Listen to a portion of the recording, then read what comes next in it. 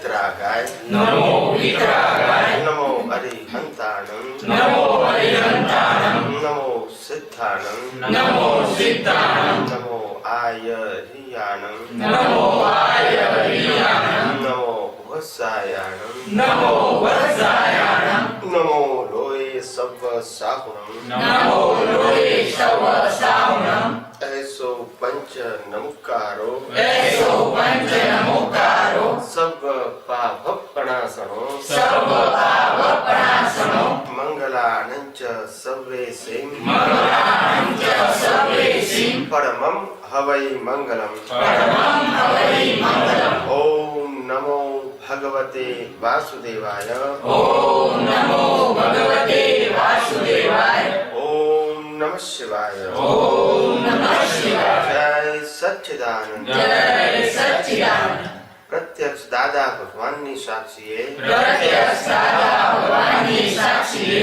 વર્તમાને મહાવિદ્ય ક્ષેત્રમાં વિચરતા વર્તમાને મહાવીર ક્ષેત્રમાં વિચરતા તીર્થંકર ભગવાન શ્રી સિમંદર સ્વામીને તીર્થંકર ભગવાન શ્રી સિમંદર સ્વામીને અત્યંત ભક્તિપૂર્વક નમસ્કાર કરું છું. અત્યંત ભક્તિપૂર્વક નમસ્કાર કરું છું. વાત્સલ્ય મૂર્તિ શ્રી દાદા ભગવાનને વાત્સલ્ય મૂર્તિ શ્રી દાદા ભગવાનને અત્યંત ભક્તિપૂર્વક નમસ્કાર કરું છું. અત્યંત ભક્તિપૂર્વક નમસ્કાર કરું છું. 33 કોટી દેવી દેવતાઓને 33 કોટી દેવી દેવતાઓને અત્યંત ભક્તિપૂર્વક નમસ્કાર કરું છું. અત્યંત ભક્તિપૂર્વક નમસ્કાર કરું છું. આખા બ્રહ્માંડના જીવ માત્રના રિયલ સ્વરૂપને આખા બ્રહ્માંડના જીવ માત્રના રિયલ સ્વરૂપને અત્યંત ભક્તિપૂર્વક નમસ્કાર કરું છું. અત્યંત ભક્તિપૂર્વક નમસ્કાર કરું છું. જગતભરના સંત પુરુષોનું યોગબળ જગતભરના સંત પુરુષોનું યોગબળ જગતભરના સત્પુરુષોનું યોગબળ જગતભરના સત્પુરુષોનું યોગબળ અને પ્રગટ જ્ઞાની પુરુષ દાદા ભગવાનનું યોગબળ અને પ્રગટ જ્ઞાની પુરુષ દાદા ભગવાનનું યોગબળ સમસ્ત વિશ્વનું કલ્યાણ કરો, કલ્યાણ કરો, કલ્યાણ કરો સમસ્ત વિશ્વનું કલ્યાણ કરો, કલ્યાણ કરો, કલ્યાણ કરો અને કલ્યાણ કરવાનું નિમિત્ત બનવાની અને કલ્યાણ કરવાનું નિમિત્ત બનવાની સૌ મહાત્માઓને અમ સૌ મહાત્માઓને પરમ શક્તિ આપો, શક્તિ આપો, શક્તિ આપો. પરમ શક્તિ આપો, શક્તિ આપો, શક્તિ આપો. જગતના સર્વ જીવો સુખ અને શાંતિને પામો. જગતના સર્વ જીવો સુખ અને શાંતિને પામો. જગતના સર્વ જીવો મોક્ષને પામો. જગતના સર્વ જીવો મોક્ષને પામે. જગત કલ્યાણ હો, જગત કલ્યાણ હો, જગત કલ્યાણ હો, જગત કલ્યાણ હો, જગત કલ્યાણ હો. જગત કલ્યાણ હો. જય સચ્ચિદાનંદ. જય સચ્ચિદાનંદ. જેટલું સમજાય એટલું આપવું છે. શું છે? સમજાય એટલું આપું છું. એટલે જ્ઞાન વ્યક્તિગત જેને જેટલું પચે એટલું કામનું છે. કે પહેલી વસ્તુ એ કે જ્ઞાન જે છે ને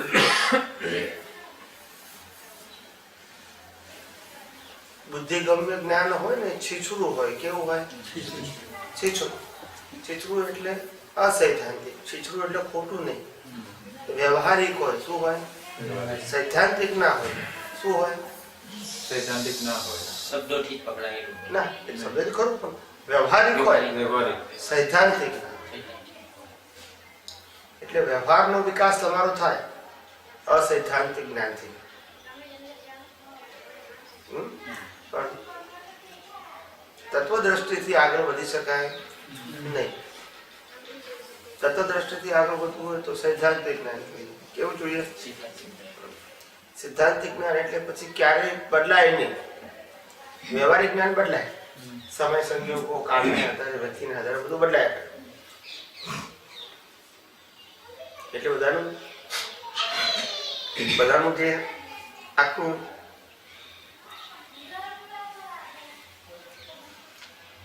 જ્ઞાનીઓ જે જ્ઞાન આપી જાય છે અને આપ્યા પછી પણ પછતું નથી બધાને, એનું કારણ જે છે વ્યવહારિક જ્ઞાન જે છે એ વ્યવહારમાં જે લઈ ગયા આખું ભાષા તો એની મર્યાદા રહેવાની. એટલે માણસની જે તૈયારી છે ને, તૈયારી આ કાળમાં તૈયારી નથી. દેહ બળ, મનોબળ બધું નબળું છે. બધું કેવું છે? સાધક તરીકે સામર્થ્ય નથી. શું નથી? સાધક પણ એટલે નબળા મનના માણસ હોય ને, મન નબળું તરે નબળું. એટલે જે મનોબળ મક્કમ કે મજબૂત થવું જોઈએ ને, ઢીલું થઈ જાય, પકડાઈ ના રહે. ભાવ પુરુષાર્થ સાથે મનોબળને બહુ કનેક્શન બહુ જ તો એટલે મનોબળ મજબૂત હોવું બહુ. જોઈએ. એટલે આપણે આ કહીએ છીએ કે આ કામમાં જ્ઞાનીઓનું મનોબળ મજબૂત હોવું એટલે શું છે? સિદ્ધાંતને વળગી રહેવું. શું કહેવાય? સહેજ આગુ પાછું ના થવા દે એને મનોબળ કહેવાય. બુદ્ધિ તો બધું બતાવે પણ સિદ્ધાંતને વળગી રહે એ કેળવેલું કહેવાય. શું કહેવાય ને? કેળવાયેલું કહેવાય. આજે આ લોટ જે બાંધે ને, ઘઉંનો લોટ છે, ભાખરીનો કે રોટલીનો, એને કેળવવી પડે. શું કરવું પડે? ખાલી પાણી નાખીને આમ ભેગું કરી નાખો તો ના ચાલે, એને કેળવવું પડે. શું કરવું પડે? ત્યાર વણાય. એમને ખાલી પાણી નાખીને મિક્સ કરી નાખો તો ના થાય. એટલે હવે પેલું મિક્સર નીકળ્યું છે કે જેથી એક સોફ્ટ થઈ જાય. શું થઈ જાય? અને પછી રોટલી બનાવી તમને શું થઈ જાય? આસાની થઈ જાય. એવું કેળવવું પડે જ્ઞાનને. આજે આપણે કેળવવાનું એટલે શું છે કે આપણે શું કરીએ છીએ કે આ એક વાક્ય આપણે લીધું હોય કે મન વચન કાયા પર છે અને પરાધીન છે. હવે આપણે એમાં કેળવવાનું કેમ? તો કે છે કે જ્યાં જ્યાં દ્રષ્ટિ પડે આની ઉપર કે બીજા કોઈ પણ જગ્યાએ, ત્યાં ત્યાં આપણને આ જ્ઞાન હાજર રહેવું જોઈએ તો કેળવાય. કારણ કે નોલેજ નથી, આ શું નથી? એક્સપિરિયન્સ થવો જોઈએ ત્યારે કેળવાય. એટલે જ્ઞાન ઉપયોગ થવો જોઈએ. શું થવું જોઈએ? ત્યારે કેળવાય. પછી એ કેળવાયું મન હોય ને એટલે સંજોગ આવે ને તો હાજર જ થાય. પછી તમારે મહેનત કરવી પડે, એ કેળવવું પડે. શું કરવું પડે? પછી સહજ થઈ જાય. એટલે દરેક વસ્તુને કેળવણી હોય. શું છે? પણ એ અંદરનું કેળવણી છે, બહારની નથી. બાળકોને ખબર ના પડે. એટલે જબરજસ્ત આ સાધુઓ સાધ્વીઓ દીક્ષા લે, ખુલ્લા પગે ચાલવાનું, તાપ ધાડ વરસાદ, રાત્રિ ભોજન કરવાનું નહીં, ઉનાળાની ગરમીમાં પાણી પીવાનું નહીં. 6-6:30 બંધ કરી નાખે પછી પાણી ના પીવે. એ કેવું મન કેળવ્યું હોય લોકો. મજબૂત મનોબળ લઈને મને પ્રકૃતિનો ગુણ છે, આત્માનો ગુણ નથી. પણ એ કેળવાયેલું હોય ને, બહુ સ્ટ્રોંગ હોય. પ્રકૃતિના સંદર્ભમાં છે એ પણ. કારણ કે આ આપણે ત્રિમંત્ર બોલીએ છીએ એમાં જે ગ્રેડેશન આવે છે, નમો લોહી સવ શ્રાવણ દિવસ જાયા પછી એ જે બધા ગ્રેડેશન છે, તો એ ગ્રેડેશન ખરેખર લાઈફમાં આવે જ એટલે એવું જરૂરી નથી. વ્યવહારના ગ્રેડેશન છે. હા, જ્ઞાનમાં ગ્રેડેશન ના હોય. વ્યવહાર છે. વ્યવહારના ગ્રેડેશન છે, જ્ઞાનના નથી. વ્યવહારની પદવીઓ છે. શું છે? વ્યવહારની પદવીઓ. પણ હા, એ બરોબર છે. રિલેટિવમાં પદવીઓ છે. સાધુને કેવળ જ્ઞાન હોય, આચાર્યને ના હોય. હે? સાધુને કેવળ જ્ઞાન હોય, નમલું એ સવસ્ત્રાવણ, અને આચાર્ય છે એનાથી ઊંચી પદવી, તો એને ના હોય. બને એ જરૂર નથી કે હોય. એ જ્ઞાનના ગ્રેડેશનમાં આચાર્ય વ્યવહાર પદવી છે. વ્યવહાર સિનિયોરિટીની પદવી છે. એમ એને જ્ઞાનના ગ્રેડેશન સાથે લેવા દેવા નથી. જ્ઞાનના ગ્રેડેશન સાથે તો તીર્થંકર જ્ઞાન તો કેટલા અવતારો કેરી કરવું ને સાહેબ. હે, આજે દીક્ષા લઈને કેવળ જ્ઞાન થઈ જાય. અને પેલા સાધુ મહારાજ ને આચાર્યને 50 વર્ષ થઈ ગયા દીક્ષા લીધા તોય ના થાય. એને કઈ લેવા દેવાનું. ગ્રેડેશન પ્રમાણે એમને પોસ્ટો મળે ને. પ્રકૃતિ એ રીતની લઈને આવેલા હોય તે પ્રમાણે ગ્રેડેશન થયું. પ્રકૃતિ નહીં, એ વ્યવહાર માર્ગ છે. શું છે? હા, એ વ્યવહારમાં જ્ઞાન માર્ગ નથી, વ્યવહાર માર્ગ છે. એટલે એને શુભાશુભ માર્ગ કહેવાય. શું કહેવાય? સાધના તો બધા એક જ સરખી કરવાની, ફક્ત શાસ્ત્રીય નોલેજ જુદું જુદું હોય. શું છે? પણ આ બધાને લક્ષ્ય તો એ આત્માનું હોય છે. લક્ષ્ય આજે નૌકાર મંત્ર જે બોલીએ છીએ એમાં લક્ષ્ય બધાને આત્મહેતુ માટે જ છે. બધાને આત્મહેતુ વાળા જ છે બધા. અને આત્મહેતુ સિવાય ના હોય તો એ પંચ પરમેશ્વરીમાં ના આવે. સાધુ સાધ્ય હોય તો આત્મહેતુ સાથેનું જે જીવન હોય તો જ એ પંચ પરમેશ્વરીમાં આવે. તો હવે આપણે જે કહીએ છીએ કે દાદા કહે ને મારે 356 ડિગ્રી છે, આ જ્ઞાન મળતા મહાત્માઓને 303 ડિગ્રી થાય છે. હવે નમો લોહે સર્વ શ્રાવણ એટલે કે આપણે જેને સાધુ કહીએ છીએ, સાધુ અને ઉપાધ્યાય એટલે ઉપાધ્યાય પદ આ કહીએ છીએ, આચાર્ય પદને આર્ય. તો એવું નહીં કે એમનું આ નમો લોહે સર્વ શ્રાવણ એટલે 300 ડિગ્રી વાળું છે, આચાર્યનું કંઈક એનાથી 356 થઈ જાય, 45 થઈ જાય, ના, એવું નહીં. ડેવલપમેન્ટ ઘટે નહીં. ડેવલપમેન્ટ ઘટે નહીં. ડેવલપમેન્ટ વ્યવહારમાં જ આવે છે કે પછી અંદર પણ આવે છે ને? આપણે તો ડેવલપમેન્ટ હમણાં શું આપણે આજે સવારેના સત્સંગમાં વાત થઈ, આ દ્રષ્ટિ આપણો દ્રષ્ટિનો વિષય છે. આપણે હમણાં મોટાભાગે તત્વ દ્રષ્ટિથી જ કામ કરી રહ્યા છે અને મોક્ષે જવું હશે તો એ દ્રષ્ટિ જોઈશે જ. હવે આપણે જે કહીએ છીએ ને કે ભાઈ આ સનાતન સિદ્ધાંતો બોલો.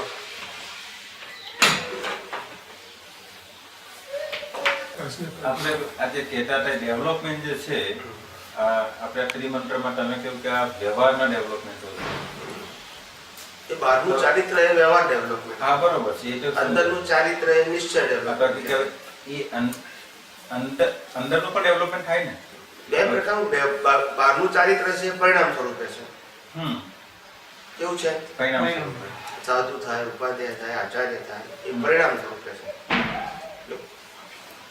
એટલે બહારનું ડેવલપમેન્ટ જે છે એ ખરેખર ડેવલપમેન્ટ નથી કહેવાતું, એ પરિણામ સ્વરૂપે છે. એને વ્યવહાર ચારિત્ર કહેવાય. શું કહેવાય? વ્યવહાર ચારિત્ર. વ્યવહાર ચારિત્ર. અને એ પરિણામ સ્વરૂપે કેવું હોય? ઉદયમાં. અને જે અંદરનું છે એ નિશ્ચય ચારિત્ર. એટલે બહાર સાધુ, ઉપાધ્યાય, આચાર્ય એ ગ્રેડેશન છે. શું છે? ગ્રેડેશન. અને અંદરનું જે ચારિત્ર છે એમાં એવું હોય કે સાધુને કેવળ જ્ઞાન થયું, આચાર્યને ના થયું હોય, એને લેવા દેવા નથી. સમજાય છે? અંદરનું ચારિત્ર ઓછું હોય સાધુનું, એટલે બહારનાને લેવા દેવા નથી. તો નિશ્ચય ચારિત્ર જુદી વસ્તુ છે, એનું વ્યવહાર ચારિત્ર. હવે વ્યવહાર ચારિત્ર નિશ્ચય બને ડિફાઇન કરો. વ્યવહાર ચારિત્ર એટલે બધા જોઈ શકે તે. નિશ્ચય ચારિત્ર એટલે પોતે જ અનુભવી શકે.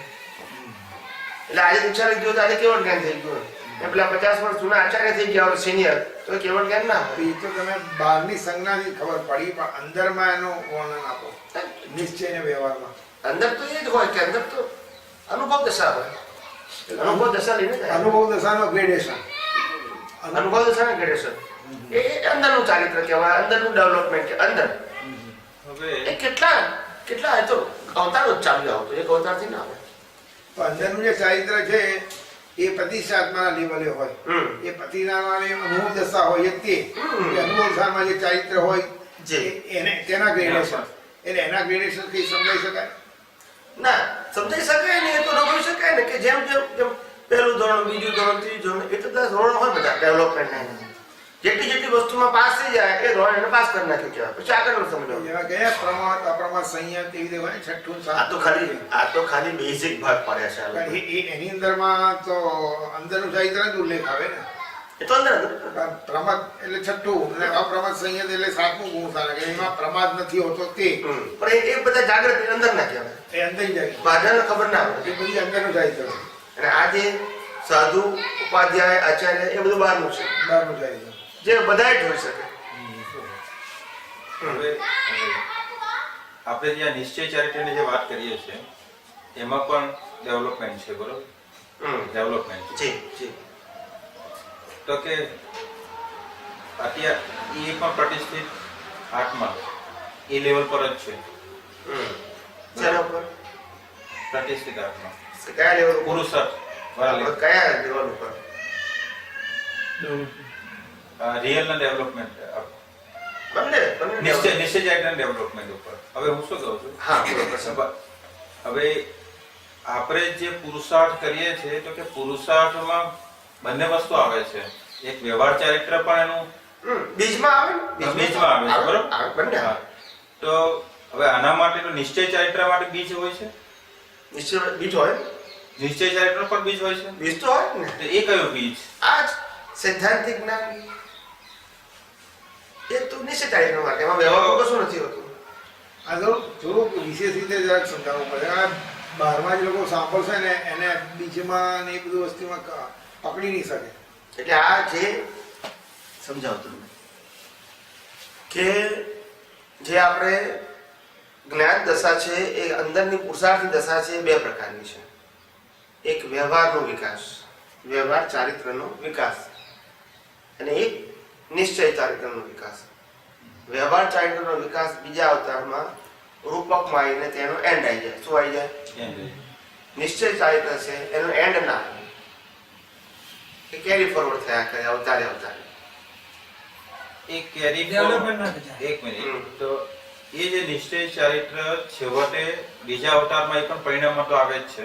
આપણને કેરી ફોરવર્ડ અંત ના આવે. આપણે એક કેરી ફોરવર્ડ થાય તો એ જમા ક્યાં થાય છે એકચ્યુઅલી? પહેલામાં તો કેવું છે, પ્રતિષ્ઠિત આત્મામાં જે ડેવલપમેન્ટ લઈને આવ્યો છે તે નહીં, હવે એ જરા એટલે મારી સમજણે કહું છું, જી, જી. કરેક્શન કરજો આપણે કે આ ભવનો પ્રતિષ્ઠિત આત્મા છે, આવતા ભવમાં એ એનું બધું નિશ્ચય ચારિત્ર અને વ્યવહાર ચારિત્ર પણ લઈને જાય છે. જી, જી. પરિણામમાં આવ્યું હોય પરિણામમાં સમજો. બરાબર છે. પછી તો કે એ પરિણામ વાળો ભાગ, વ્યવહાર ચારિત્ર વાળો પરિણામ વાળો ભાગ એ તો વિનાશી છે, વ્યવહાર એ તો બધું પૂરું થઈ જશે. બરાબર. હવે નિશ્ચય ચારિત્ર વાળો તમે કહો છો કે કેરી ફોરવર્ડ થાય છે, તો કે એ નિશ્ચય ચારિત્ર વાળો ક્યાં પડી રહે છે? કારણ કે એની અત્યારનો જે પ્રતિષ્ઠિત આત્મા છે એને એની સાથે કોઈ લેવા દેવા નથી. આપણે એવું કહીએ છીએ કે અત્યારનો પ્રતિષ્ઠાત્મા એટલે જે દેહધારી તરીકે કહો છો તે ને?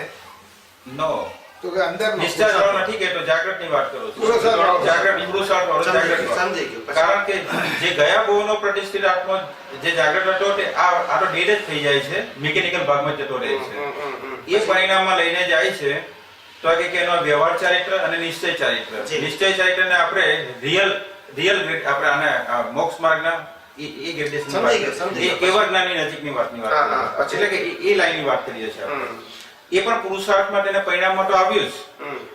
તો પેલું તો વ્યવહાર ચારિત્ર સાથે એનું આ બધું પૂરું થાય છે ત્યારે બધું પૂરું થઈ જાય છે આયુષ્યની સાથે સાથે. સમજી ગયું. હવે આ નિશ્ચય ચારિત્ર જે લઈને ગયો છે પરિણામમાં, એ પાછું આપણે કહીએ છીએ કેરી ફોરવર્ડ, Carry forward. એ જતું નથી. તો એ ક્યાં પડી રહે છે? ને એ ડેવલપમેન્ટમાં થાય. ડેવલપમેન્ટ સમજાવો. ડેવલપમેન્ટ ભાગ આમાં ક્યાં આવે છે? કહું સમજાવો. ડેવલપમેન્ટ એટલે શું છે? ડેવલપમેન્ટ હંમેશા અપ જાય, ક્યાં સ્ટેબલ રહે, ડાઉન ના જાય. તો એ ડેવલપમેન્ટ કોનું? કહું એટલે પેલા સિદ્ધાંત કીધું કે ડેવલપમેન્ટ હંમેશા અપ જાય, ક્યાં સ્ટેબલ રહે, ડાઉન ના જાય. કોઈનું પણ ડેવલપમેન્ટ ડાઉન ના જાય. નરગતિમાં જાય તો ડેવલપમેન્ટ ડાઉન ના જાય. નિશ્ચયનો.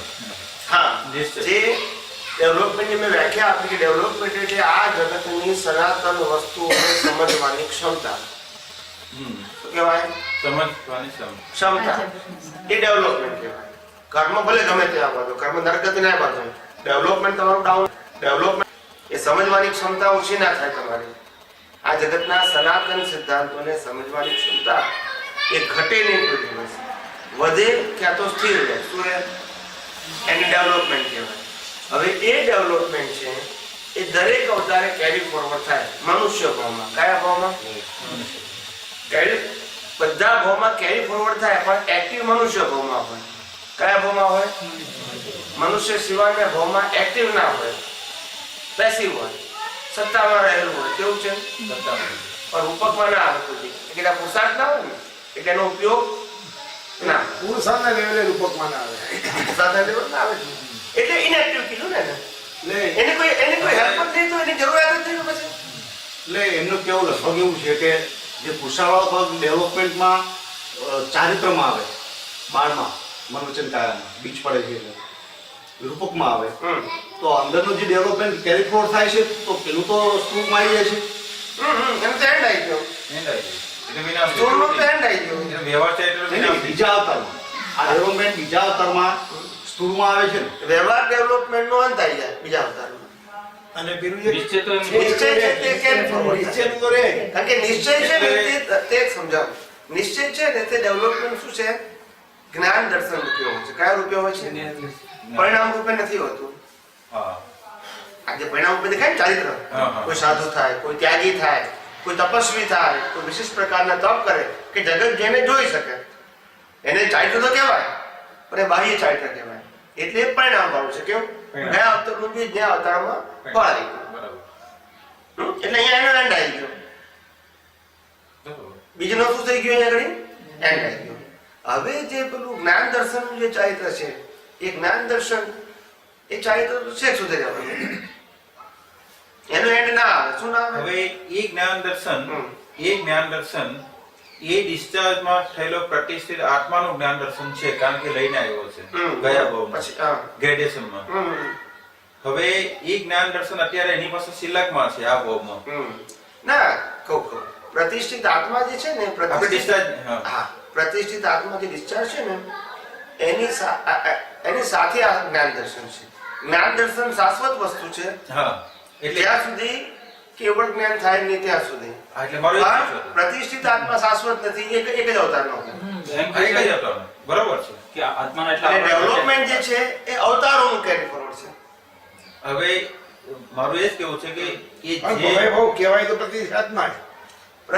પ્રતિષ્ઠિત આત્મા ના કહેવાય સીધો નામ એનું. એ પ્રતિષ્ઠિત આત્મા તૈયાર કરવા માટે સહાયક સાધન છે. ના, પ્રતિષ્ઠાત્મા એટલે જે ઉદય સ્વરૂપનો જે વ્યવહારમાં પરિણત સ્વરૂપનો હોય છે એ પ્રતિષ્ઠાત્મા જુદો. હા. અને ડેવલપમેન્ટ વાળાને આપણે શું નામ આપીએ છીએ? એટલે કીધું એને ને જો કે પ્રતિષ્ઠાત્મા તો તે શબ્દ કાયમ માટે આપણે discharge. આપણે શું કહીએ છીએ કે કર્મ કેવી રીતે બંધાય? કયા કયા રો મટીરિયલ હોય છે અંદર?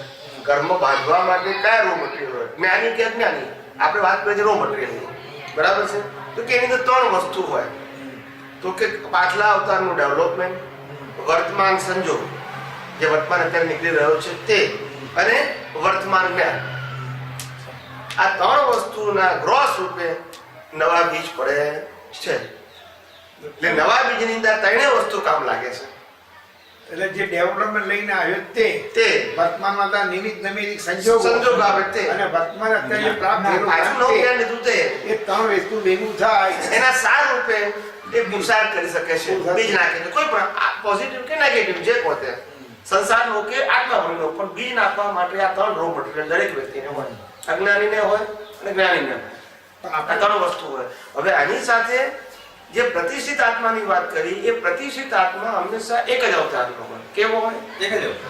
અને જે ડેવલપમેન્ટ છે એ અવતારોનું હોય, ચાલ્યા જ કરતું હોય. ડેવલપમેન્ટ વાળો એ વ્યવહાર રાશિમાં આવ્યો ત્યારથી ડેવલપમેન્ટ હા, થયું છે. એ development પરિણામમાં જે મનુષ્યમાં જાય છે, નહીં, વ્યવહાર રાશિમાં આવ્યો ત્યારથી. પરિણામમાં એ પ્રતિષ્ઠાત્મા બરોબર છે, પ્રતિષ્ઠા થઈને આવેલો છે તે. પણ જે આપણે ડેવલપમેન્ટ વાળો ભાગ છે જે પુરુષાર્થ કરે છે, જેને આપણે બીજું નામ પ્રતિષ્ઠાત્મા કહીએ, એને બહુ જતા આપણે કયું નામ આપીએ છીએ? એટલે ડેવલપમેન્ટ છે એને સીધું પ્રતિષ્ઠિત આત્મા ના તો કહેવાય. એને શું નામ? ના કે એને શું નામ આપે? હા કહું. એ છે ને એ તમારું જ્ઞાન દર્શનનું લેવલ છે. પણ વ્યવહાર જ્ઞાન દર્શનનું આવરણ થયેલું લેવલ. પણ વધુ લોકોને સમજ કેવી રીતે પડે કે આને શું કહેવું? કારણ કે 3 વિભાજન આપણે જ પાડ્યા છે. કહું જેમ 360 ડિગ્રીનું જ્ઞાન એને આપણે કેવળ જ્ઞાન કહીએ છીએ. શું કહીએ છીએ? 360 ડિગ્રીનું જ્ઞાન એને આપણે કેવળ જ્ઞાન કહીએ છીએ. બરાબર છે? એવી રીતે અત્યારે કોઈને 150 ડિગ્રીનું જ્ઞાન હોય તો એને કેવળ જ્ઞાન ના કહેવાય. એ એનું ડેવલપમેન્ટ છે. એ ડેવલપમેન્ટનું બીજું નામ કેવું હોય તો એને દર્શન કહેવાય. શું કહેવાય? દર્શન. દર્શન એટલે સમજવાની ક્ષમતા. શું કહેવાય? કોઈ પણ અવસ્થાને સૈદ્ધાંતિક રીતે સમજવાની ક્ષમતા એને દર્શન કહેવાય. ને જેવું દર્શન હોય એ લેવલનું જ્ઞાન હોય. દર્શન તો વિતરાગ માર્ગના જીન માર્ગ વાળા કંઈક દર્શન સમજે કે બીજા લોકોને કેવી રીતે સમજાય? કારણ કે માર્ગ તો બધાના માટે છે. એટલે આપણે દર્શન બીજું કંઈ define કરવું જોઈએ. કહું એટલે દર્શન એટલે શું કહેવાય? દર્શન એટલે કે એક એવો વિકાસ કે જે વિકાસ આ જગતને પોતાના લેવલથી સમજવાની ક્ષમતા ધરાવે છે. બહુ મોટી ડેફિનેશન છે. દર્શન ફરીથી આ જગતને પોતાના લેવલથી સમજવાની ક્ષમતા, એનું નામ દર્શન. પોતાના લેવલ. શું કીધું? જેવું જેવું 150 ડિગ્રી વાળો હોય તો એ રીતે આ જગતને સમજે. સમજે. 200 ડિગ્રી વાળો તો એ રીતે, 250 ડિગ્રી વાળો તો એ રીતે. તો અલગ અલગ ડિગ્રી દાદાએ જે કહી 307 ડિગ્રીમાં કે બધા ધર્મો અલગ અલગ ડિગ્રીએ છે, તો એ વ્યવહાર દર્શનની વાત કરી છે કે રિયલ દર્શનની વાત કરી છે? બધા અલગ અલગ હમણાં તમે કહ્યું ને એ ક્યાંથી આપણે ધર્મની વાત જુદી છે. નહીં દાદા કે અમે સેન્ટરમાં છે ને એ જે બધી ડિગ્રીઓની વાત કરી છે દાદા, કે એ આ દર્શનની વાત કરે છે કે પછી પેલા વ્યવહાર ધર્મ દર્શન? ધર્મ માટે ધર્મ એટલે વ્યવહાર ધર્મ જે છે હા. એ અલગ અલગ ગ્રેડેશન વાળા છે એટલે તો- સાચા છે. હા. દાદાએ શું કીધું કે બધા ધર્મો સાચા છે હમ. પણ સરખા નથી. નંબર 1. નંબર 2, દાદા ભગવાન એવું કીધું કે બધા ધર્મો અલગ અલગ ડિગ્રી વાળા છે. બરોબર. ડિગ્રી એટલે એનું ડેવલપમેન્ટ, અને એ લેવલની વ્યક્તિઓ એ પ્રકારની પ્રકૃતિ વાળા હોય. વ્યવહાર ડિગ્રી. વ્યવહાર જ Yes, વ્યવહાર. હા. એટલે એનું લેવલ છે. શું છે? હા. જેમ પહેલું ધોરણ, બીજું ધોરણ, ત્રીજું, ચોથું, એમ જે અલગ અલગ ધોરણો છે એમાંથી એકેય ધોરણ ખોટું નથી અને બધા ધોરણ સરખા પણ નથી. એ ડેવલપમેન્ટ છે ને. જેમ ના ના પણ હવે એ જ કહીએ છીએ આપણે એવું કહ્યું કે નિશ્ચય આ જે છે અને આપણો વ્યવહાર આ બે વાતો કરીએ છીએ. હમ. વ્યવહાર તો પેલો વિનાશ પરિણામમાં ગયો. દાદાએ કીધું કે આ બધા જે ધર્મો જે છે એ અલગ અલગ ડિગ્રી આવેલા છે. હમ. તો કે એમણે એ વ્યવહાર, એટલે તમને તમારી ડિગ્રી વાળો ધર્મ તમને માફક આવે.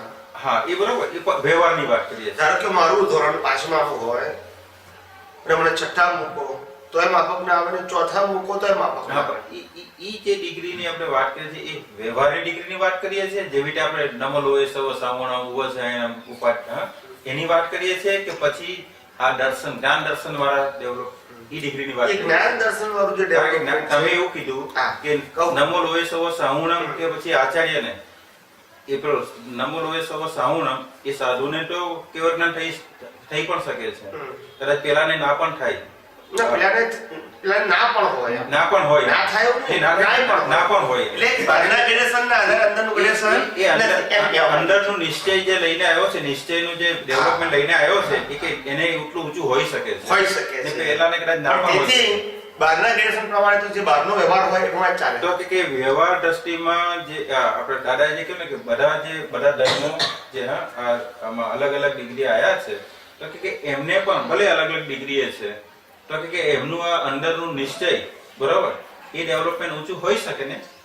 હોઈ શકે. ના પણ ડેવલપમેન્ટમાં પ્રદેશોમાં કઈ આત્માને ફરક પડે, રૂચક પ્રદેશોને લીધે ગમે આને ડોક્ટરનું લેબ આમ થયું, આને આમ થયું, અને આમ થયું, આમનું જ્ઞાનમાં ફરક પડ્યો, તો પ્રદેશોમાં કઈ ફરક પડે એવા કોઈ ડેવલપમેન્ટ? દાખલા ખરા આપણી પાસે કે જેનો વ્યવહાર ચારિત્ર નીચું હોય, નીચી ડિગ્રી હોય અને એનું અંદરનું ચારિત્ર એટલે કે નિશ્ચય ચારિત્ર જે ઊંચું ગયું હોય એકદમ ટોપ પર.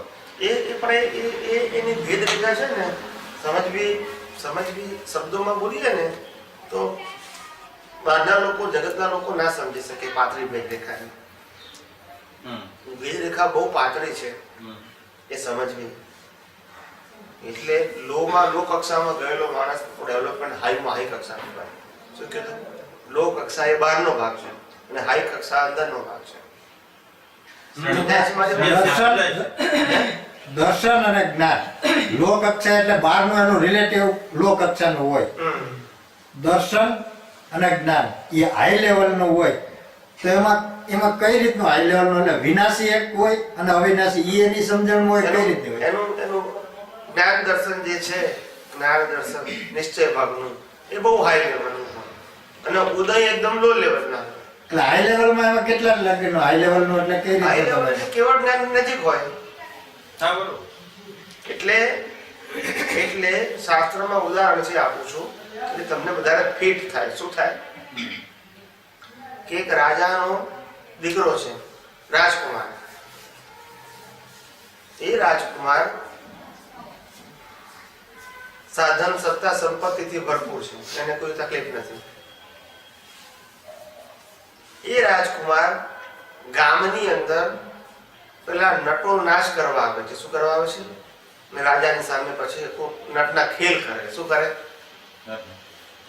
એ ખેલ કરવા ત્યાં લઈ આવે છે અને ખેલ કરતા કરતા કરતા જે રાજકુમાર છે એ રાજકુમાર પેલી નટની છોકરી છે, યંગ છોકરી, એના ખેલ જોઈને એના ઉપર મોહી પડ્યો.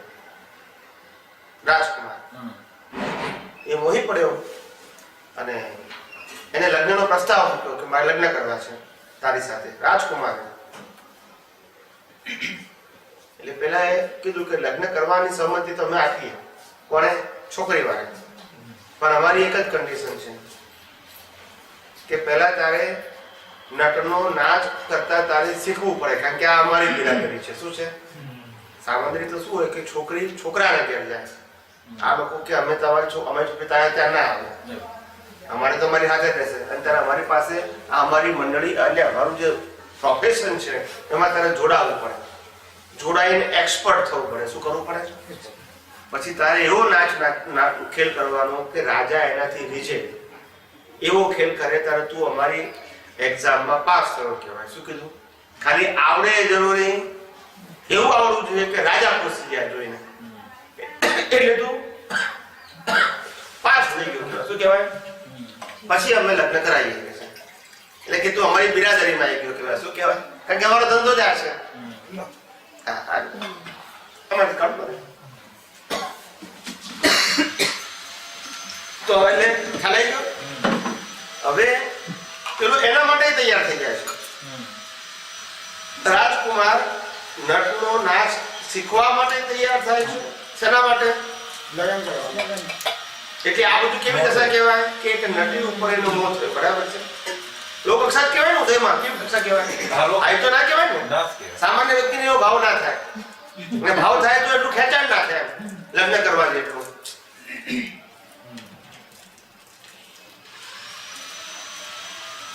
આ તું રાજકુમારના લેવલની વ્યક્તિ, કેવી? ઓર્ડિનરી નહીં, રાજકુમાર લેવલના લેવલની વ્યક્તિને નટી ઉપર મોહ થઈ ગઈ અને એને ઓફર કરી અને પાછી એ લોકોની કન્ડિશનને પાછી સ્વીકાર કરી. એટલે કેટલું વ્યવહારનું ચારિત્ર કેટલું નીચું હોતું થઈ શકે ને? નીચું ના હોય તો એક્સેપ્ટ કેમ ન કરે? મારું ચારિત્ર હાઈ લેવલનું હોય તો અમુક કન્ડિશન એક્સેપ્ટ કરું, અમુક કન્ડિશન એક્સેપ્ટ ના કરું કે આ નહીં થાય મારાથી, ગમે તે કરો તો. સમજાય શું કહું છું? માણસ અમેરિકા જાય અને નોકરી કરવા જાય પૈસા કમાવા માટે.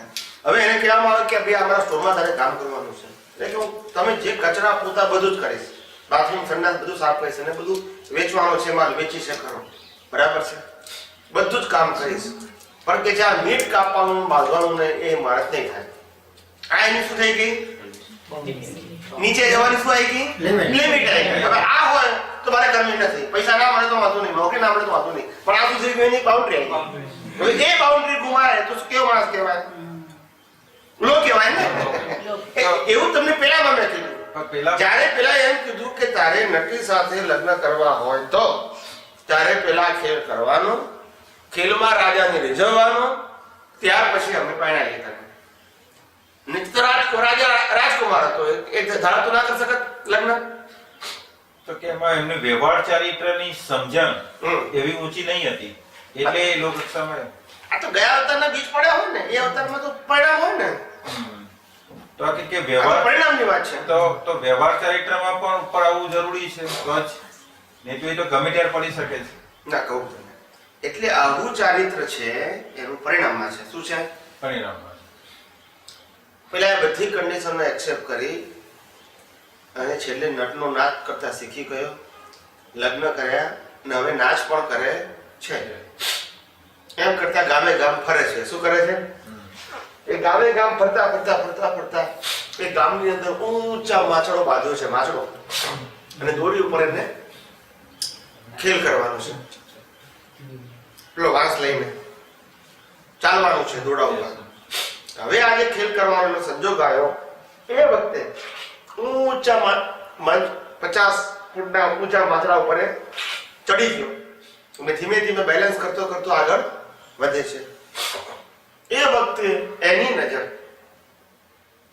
50-100 ફૂટ દૂર, 200 ફૂટ દૂર એક મકાન હતું. એ મકાનની અંદર એક જૈન સાધુ, યુવાન જૈન સાધુ વરવા ગયા. શું ગયા? અને એ સાધુ જયારે વરવા જાય છે ત્યારે જેના ઘેર વરવા જાય છે એ પાછી એની યુવાન સ્ત્રી એ એને વરાવે છે. શું કરે છે? વરાવે છે. તે વખતે સાધુની નજર બિલકુલ નીચે છે. કેવી છે? નિર્મોહી દ્રષ્ટિ. કેવી? નિર્મોહી દ્રષ્ટિ. આ દ્રશ્યો પેલા નટે ખેલ કરતા કરતા જોયું ને એ જ વખતે એને કેવળ જ્ઞાન થયું. કેવળ જ્ઞાન થયું. એ જ વખતે એ એનું ડેવલપમેન્ટ. એ કયું ડેવલપમેન્ટ? નિશ્ચય. નિશ્ચય. અને બહાર કેવું હતું? લો. તો હવે એ નિશ્ચયનું ડેવલપમેન્ટ હવે આપણે ના, પણ આ વાત સમજાય ખરી? એકદમ સમજાય. બે વસ્તુ જુદી પડે હા, ને. હા, હા. જુદી પડી ને. હા. હા, પણ હવે એ કહીએ છીએ પણ નિશ્ચયનું ડેવલપમેન્ટ છે પુરુષાર્થમાં જાય અને વ્યવહારનું ડેવલપમેન્ટ પરિણામ એટલે અંતવાળું હોય, જે આપણે પહેલા વ્યાખ્યા આપી હતી તે બરોબર. કે વ્યવહારનું ચારિત્ર હંમેશા અંતવાળું હોય ને નિશ્ચયવાળું હોય, પરિપૂર્ણ થયા કરે. હવે એ વાત સમજાઈ ગઈ તમને? સમજાઈ. એટલે પેલાનો અંત ના આવે, હા. પેલાનો તો કેવળ જ્ઞાન થાય ત્યારે અંત આવે. ક્યારે આવે? હજુ એક વસ્તુ ને છે. વ્યવહાર ચારિત્ર તો બીજા અવતારમાં એનો એન્ડ આવી જાય. શું આવી જાય? હવે એ એક કેરી ફોરવર્ડ વાળો જે ભાગ છે દર્શન વાળો, આ જે ડેવલપમેન્ટ છે જ્ઞાન દર્શન તરીકે ઓળખાય, દર્શન તરીકે ઓળખાય. જ્યાં સુધી વિકાસનો ક્રમ છે ત્યારે દર્શન તરીકે ઓળખાય હા. ને છેલ્લે કેવળ દર્શનમાં પરિણામ પામે. એટલે જેવું ટોપ લેવલ કયું એવું કહેવાય? કેવળ દર્શન. કયું કહેવાય? અંદરનું ચારિત્ર અથવા નિશ્ચય ચારિત્રનો ઉત્તમ વિકાસ કયો? તો કે કેવળ દર્શન. એ કેવળ દર્શન જ્યારે ટોપ લેવલે હોય ત્યારે કેવળ જ્ઞાનના બીજ પડે. શું પડે? ટોપ લેવલ પર હોય ત્યારે કેવું? હા, ત્યારે કેવળ જ્ઞાનના બીજ પડે. એટલે જ્યારે કેવળ જ્ઞાનનો અવતાર હોય એનો, ત્યારે બધું રેડીમેડ હોય. કેવળ જ્ઞાન સહિત બધું રેડીમેડ. પણ ઈ જે નિશ્ચય વાળું જે છે જે ડેવલપમેન્ટ એ ક્યાંક પડી રહે છે. પડી રહેતું નથી ને, દર્શન રૂપે છે. દર્શન રૂપે હું સમજાવું કે કારણ કે આત્માના દર્શનમાં તો છે નહીં. એક મિનિટ. એ કોનું દર્શન છે? આપણે અમાસનો ચંદ્ર કેવો હોય? બ્લેક ટોટલ ડાર્ક એટલે હોય નહીં, હોય દેખાય જ. દેખાય. બરાબર છે. પછી એકમનો ચંદ્ર, થોડો શાઇનિંગ પછી બીજનો. પ્રકાશ છે.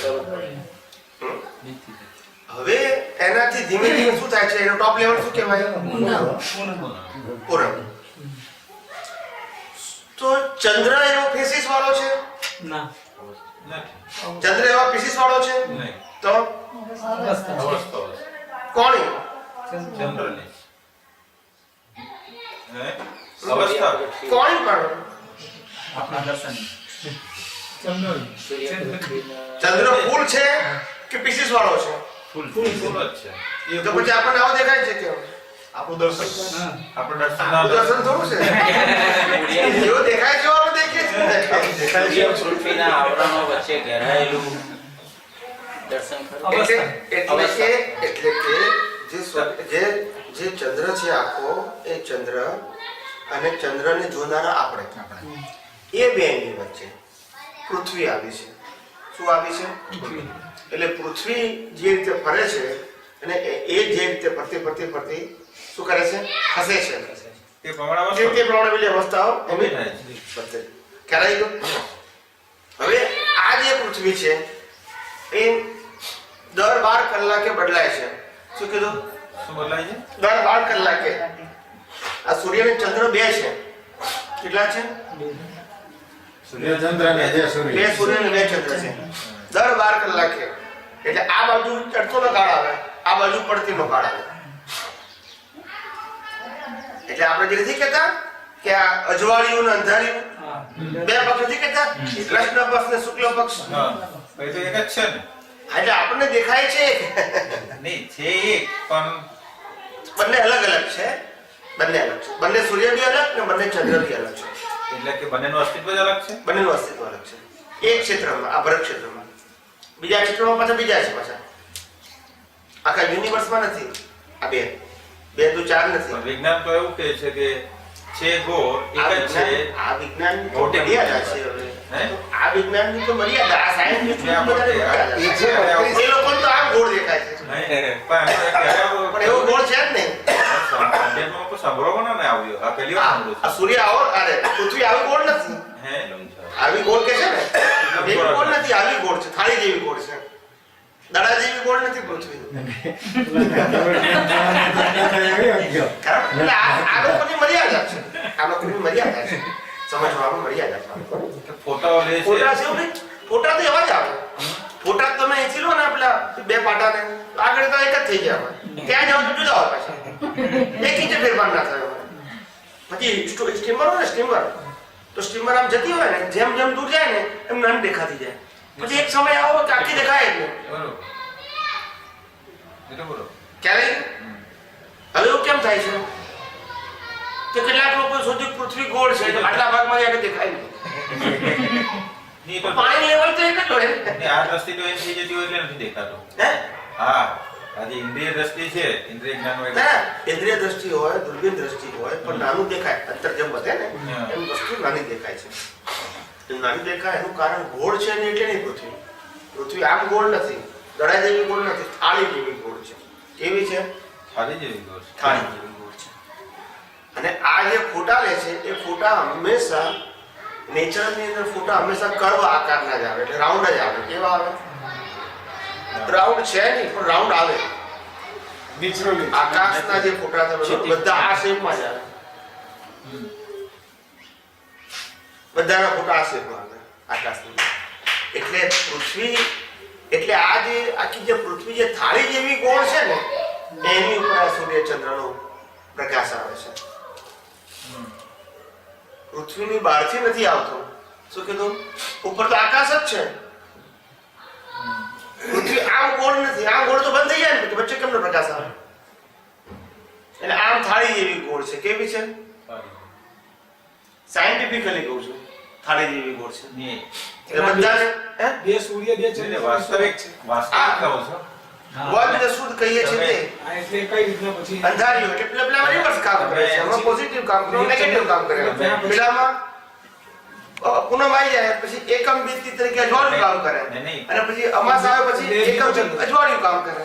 તમે હમણાં જે કહી રહ્યા છો એ વાસ્તવિક ઇન્દ્રિય જ્ઞાનની દ્રષ્ટિથી કહી રહ્યા છો કે પછી અતિન્દ્રિય જ્ઞાન? તીર્થંકરોના જ્ઞાન. તીર્થંકરોના જ્ઞાન. તીર્થંકરોના જ્ઞાન. તીર્થંકરો.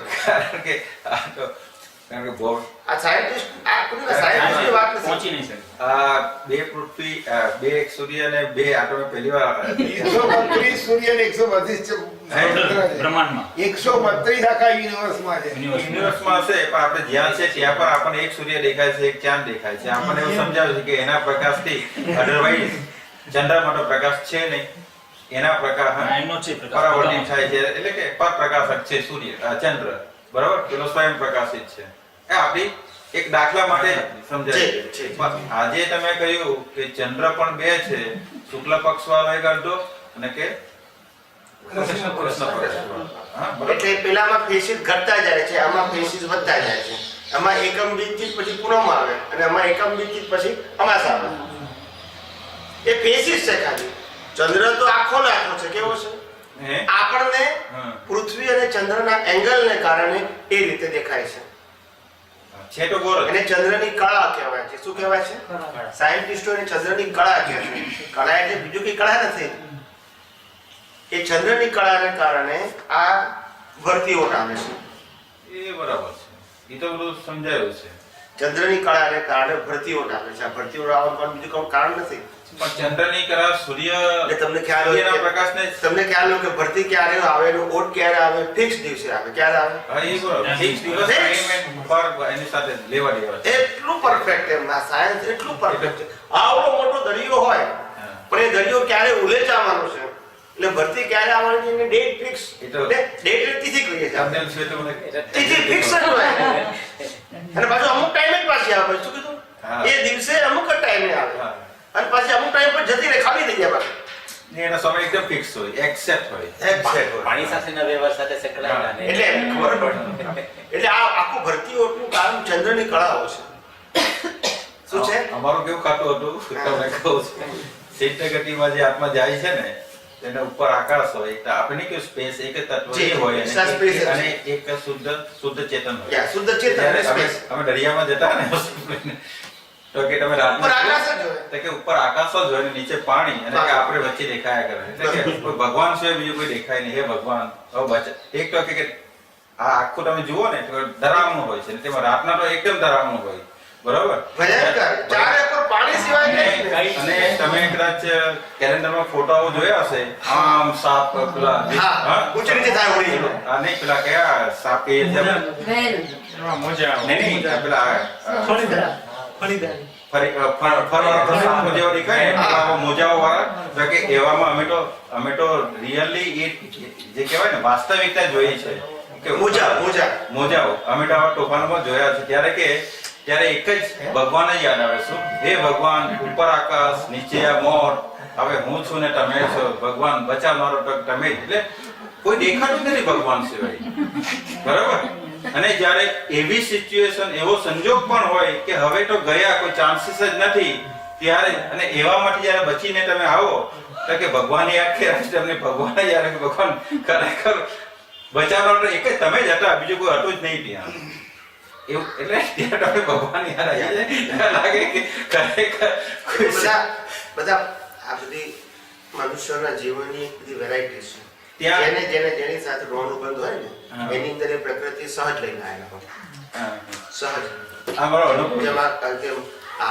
ખારવાઓ જેમ ખેડૂ હોય અને ખેડૂઓ જે દરિયામાં જંપલાવે જ કહેવાય કે ત્યાં બીજું કશું છે જ નહીં ટોટલ રિસ્ક છે શું છે સાંજે પાછો આવે દરહાચો માટલા લેવા ગયો હોય શાંત વાતાવરણ નીકળ્યા હોય ને કે ત્યાં દરિયામાં ક્યાંય પહોંચી ગયું એડ્રેસ હોય ને પોજવાને ક્યાંય દરિયામાં શેષ લાગે તો મોજાવા પર શેષ કોણ બોલતે કામ ના કરે જાણે ટાવર જ ના આવે એટલા ક્ષેત્ર છોડતા નથી. પણ એ એટલે એની પ્રકૃતિ લઈ જાણે એટલે મરજી વાસ કહેવાય બધા એક આ મરજી એટલે ઈ જે સિચ્યુએશન આખી જે છે ને જાણે કે બધા જ તમારા ના પણ પેલી આપણે વાત પૂરી કરી દઈએ હા. એટલે જે રીતે ચંદ્રના ફેસિસ છે ને જે રીતે હા એકમ દીઠ ચંદ્ર પૂર્ણ છે પણ એનો ગ્રોથ કેવો દેખાય છે આપણને ગ્રેજ્યુઅલી દેખાય છે એટલે આપણને અનુભવમાં આવે છે ચંદ્ર એવો નથી ચંદ્ર કેવો છે થાળી જેવો ગોળ છે પણ આપણે કેવી રીતે દેખાય છે એકમ દીઠના ફેઝમાં દેખાય છે ખ્યાલ આવી ગયો એવી રીતે આ જે દર્શન છે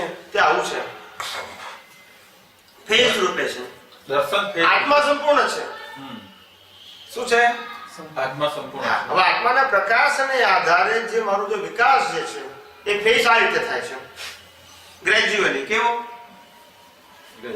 ગ્રેજ્યુઅલી એમાં અપૂર્ણતા નથી મારું જે નીર આવરણ થવાની જે અવસ્થા છે નીર આવરણ થવાની જે અવસ્થા છે બસ એ મારો વિકાસ છે એટલે અંશનો 2% ખુલ્યું હોય નીર આવરણ થયું હોય તો 2% વિકાસ થાય નીચેવાળા નીચે 5% દર્શન ખુલ્યું હોય તો 5% નીર આવરણ થાય એવી રીતે એટલે આવરણ વગરની જે અવસ્થા છે એને દર્શન કહેવાય છે હવે જ્યારે સંપૂર્ણ આવરણ હટી જાય પણ હવે ઈ દર્શન ને ઈ આવરણ એ દર્શન જે છે તો કે જેટલા આવરણો એના ખસ્યા છે તૂટ્યા છે એટલા લેવલનું એને દર્શન ઊભું થયું છે અને એ જે દર્શન જે છે એ ડેવલપમેન્ટમાં કેરી ફોરવર્ડ થાય છે એ હતું એ જે દર્શન અને આ હતું એ તો ડિસ્ચાર્જ પ્રતિષ્ઠિત આત્માનું હતું ડિસ્ચાર્જ પ્રતિષ્ઠિત આત્મા આયુષ્ય પૂરું થઈને જતો રહે છે તો કે આ જે દર્શન જ્ઞાન અને દર્શન જે છે એમનું ઊભું જેટલું ડેવલપમેન્ટમાં આવ્યું છે એ અવિનાશી હોય તો જ કેરી ફોરવર્ડ થાય ને હા એટલે એ અવિનાશી છે અવિનાશી છે દર્શન અવિનાશી છે કોની માલિકીનું બને છે આવતા ભાવમાં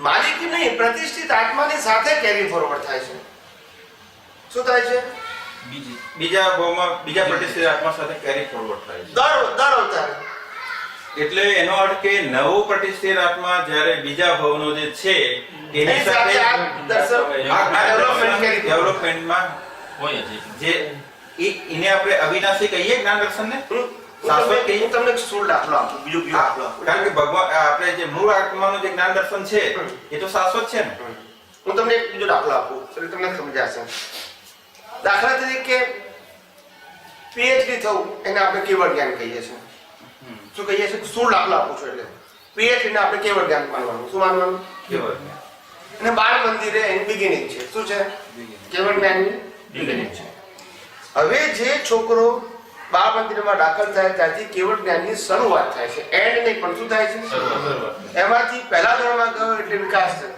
બીજા ધોરણમાં ગયો એટલે અવિકાસ થયો ત્રીજા ધોરણમાં ગયો એટલે અવિકાસ થયો તો આ જે વિકાસનો ક્રમ છે કયો ક્રમ છે આ જે વિકાસનો ક્રમ છે એ આખું એનું દર્શન છે એનું ડેવલપમેન્ટ છે શું છે એ ડેવલપમેન્ટ વિકાસ થતા થતા થતા થતા થતા થતા પીએચડી સુધી પહોંચે ત્યારે એને એ સબ્જેક્ટનું પૂર્ણ જ્ઞાન મળી જાય. શું મળી જાય છે? પૂર્ણ જ્ઞાન મળી જાય. હા. તો કે જે આ શું છે? તો કે વિકાસનો ક્રમ. પણ વિકાસનો ક્રમ એટલે કયો ક્રમ? તો કે છે કે વિકાસના ક્રમમાં શું કરે છે? આપણને શું લાગે છે ખબર છે? એ જ્ઞાન મેળવે છે. શું લાગે છે? જ્ઞાન મેળવે છે. જ્ઞાન શું લાગે છે? આપણે મેળવે છે. મેળવે છે. ત્યારે જ્ઞાનીઓ શું કહે છે? એ અજ્ઞાનને બાદ કરે છે. શું કહે છે? અજ્ઞાનને બાદ.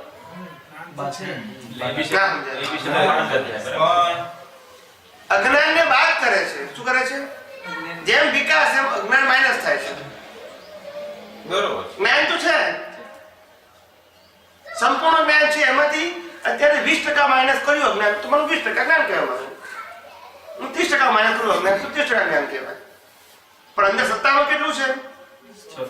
100% છે. ના, પણ એ જે પ્રતિષ્ઠિત આત્મા જે ઉભો થયો છે, પ્રતિષ્ઠિત આત્મા નહીં, એને ડેવલપમેન્ટ કહેવાય છે. દર્શન. નહીં. હવે ઈ જે કહો છો ને તમે કે એમની પાસે કેવળ જ્ઞાન તો ફૂલ છે, તમે કે આત્મામાં મૂળ આત્માની વાત છે, આ તો છે જ એની પાસે, હા. સંપૂર્ણ જ છે. પ્રતિષ્ઠિત હવે આત્મા હવે નથી. જ્ઞાન મેળવે છે એ પ્રતિષ્ઠિત આત્મા મેળવે છે. કારણ કે એ બાલ મંદિર થી પીએચડી સુધીનો અભ્યાસક્રમ એને પૂરો કરવાનો છે, એને એ જ્ઞાન દર્શન નો અનુભવ કરવાનો છે. એટલે કે એ જે મૂળ આત્માનું જ્ઞાન દર્શન જે છે, કેવળ જ્ઞાન સ્વરૂપ જે છે, તો કે એ અનુભવ એને તે લેવલ પર જઈને કરે છે. એટલે કે ત્યારે એ કહેવાય છે કે હું પીએચડી થયો, અને જ્યારે એ પીએચડી થયો ત્યારે કે ઓહો મારું પૂરું થયું, એટલે વિદાય થઈ જાય છે. બરોબર? એમ આ દ્રષ્ટિ બરોબર? સમજી ગઈ વાત પછી? તો આ ભાગ પણ તો મૂળ આત્માથી તો અલગ જ થઈ ગયો ને. એટલે આખું અલગ જ્ઞાન જ છે. દર્શન, આ જ્ઞાન અલગ જ દર્શન જે છે. હવે એવું કહ્યું છે, આ જ્ઞાન દર્શન એને જે મેળવ્યું એ એના ડેવલપમેન્ટમાં ઊભું થયું, તે મૂળ આત્માના જ્ઞાન દર્શનથી અલગ છે. કારણ કે પેલા અલગ જ છે ને, પણ અલગ જ છે. એ વિનાશી છે. કારણ કે એ જે જતો રહ્યો ને, એ પ્રતિષ્ઠિત આત્મા જ્યારે વિલય થઈ ગયો. તમે એક વસ્તુ નક્કી કરો. તમે જ્યારે બોલો છો કે વિનાશી છે ઇટ સેલ્ફ, કે એ અવિનાશી નથી. કોણ?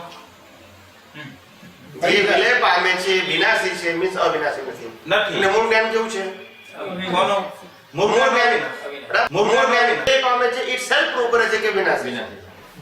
અને વિનાશી જ્ઞાન વિનાશ પામે છે એ તમારો વિકાસ છે. ના સમજાય? વિનાશી જ્ઞાન વિનાશ પામે છે એ તમારો વિકાસ છે. જ્ઞાન વિનાશ પામે છે. હજુ ના સમજાય? કારણ કે પહેલામાં તો મૂળ આત્મામાં તો ઈ જે છે ને વિનાશી જ્ઞાન વિનાશ પામે છે. આપણે કીધું ને અજ્ઞાન વિનાશ પામે છે. એમાં હવે તમને કીધું ને પેલી જાતનું જેમ બધું જાય એનો પર અજ્ઞાન જો એ છેલ્લે વિનાશ પામે છે. જો અજ્ઞાન વિનાશ પામતું હોય તો કે જ્ઞાન ત્યાં હાજર હોય તો કે અજ્ઞાન વિનાશ પામીને પેલું જ્ઞાન સીધું અદેખાતું થઈ જાય છે. બરોબર? હા એટલે એટલે હું છે. પણ એ જે પ્રતિષ્ઠિત આત્મા જે ઉભો થયો છે, દર ભાવમાં ઉભો થાય છે. બરોબર? હા, તો કે એ ખરેખર મૂળ આત્મા જેવો જ્ઞાની જ્ઞાન દર્શન વાળો છે, એનું દ્રવ્ય એવું છે. મૂળ આત્મા જેવું ના હોય. ના જ હોય. પછી પણ કદાચ છે હું શું કહું એવું છું? એ દ્રવ્ય પ્રાપ્ત કરે છે કે એની ભાવનાથી એ દ્રવ્ય પ્રાપ્ત કરે મારી છે. વાત સાંભળો તમે. દર્શન એટલે શું કહેવાય? કે અમાસથી એકમ થાય અને એ વખતે કોઈ તમને ચંદ્રનું વર્ણન કરવાનું કહે તો તમે કેવું કરો? જેટલો ભાગ આપણને પ્રકાશિત દેખાય છે એ જ કરે. પછી બીજે તમને કહે તો કેવું વર્ણન કરો? નહીતર જે આકાર દેખાય છે એ પ્રમાણે. ભાઈ જેટલો ભાગ- બીજે? હા. હવે જે તમે ચંદ્રનું વર્ણન કર્યું એકમથી પૂનમ સુધીનું, એટલા પ્રકારના ચંદ્ર છે નહીં, એક જ છે. તો વર્ણન કેવું કર્યું અલગ અલગ? અવસ્થા પ્રમાણે. એ ડેવલપમેન્ટ. તમે એટલું માઇનસ કરી શકે ને? ચંદ્ર આવો છે પણ ત્યાં તમને કેટલો દેખાય તો કે આટલો છે, પછી આટલો છે. જ્યારે સંપૂર્ણ દેખાય ત્યારે ક્યાંનો કલર થઈ જાય છે? અવસ્થા રૂપે છે દર્શન થયું. એને શું થયું? પાટલી દેખાય ને માટીનું દર્શન કીધું. પણ જ્યારે સંપૂર્ણ દેખાય એટલે જ્ઞાન થઈ ગયું. પછી દર્શન ના આવે. પછી દર્શન જ્ઞાન બે ના હોય. દર્શન એ વિકાસનો ક્રમ છે, દર્શનનો એન્ડ થઈ ગયો એ જ્ઞાન થઈ ગયું. એટલે કેવળ જ્ઞાનની અંદર જ્ઞાન દર્શન નથી. શું છે? આંશિક દેખાય એ દર્શન છે. એ દર્શન છે બધું. એટલે આપણે વિકાસનો ક્રમ છે. પણ શું છે? ક્રમ વિકાસનો છે. ના સમજાયું? તમે એક જ ચંદ્રનું 15 દિવસનો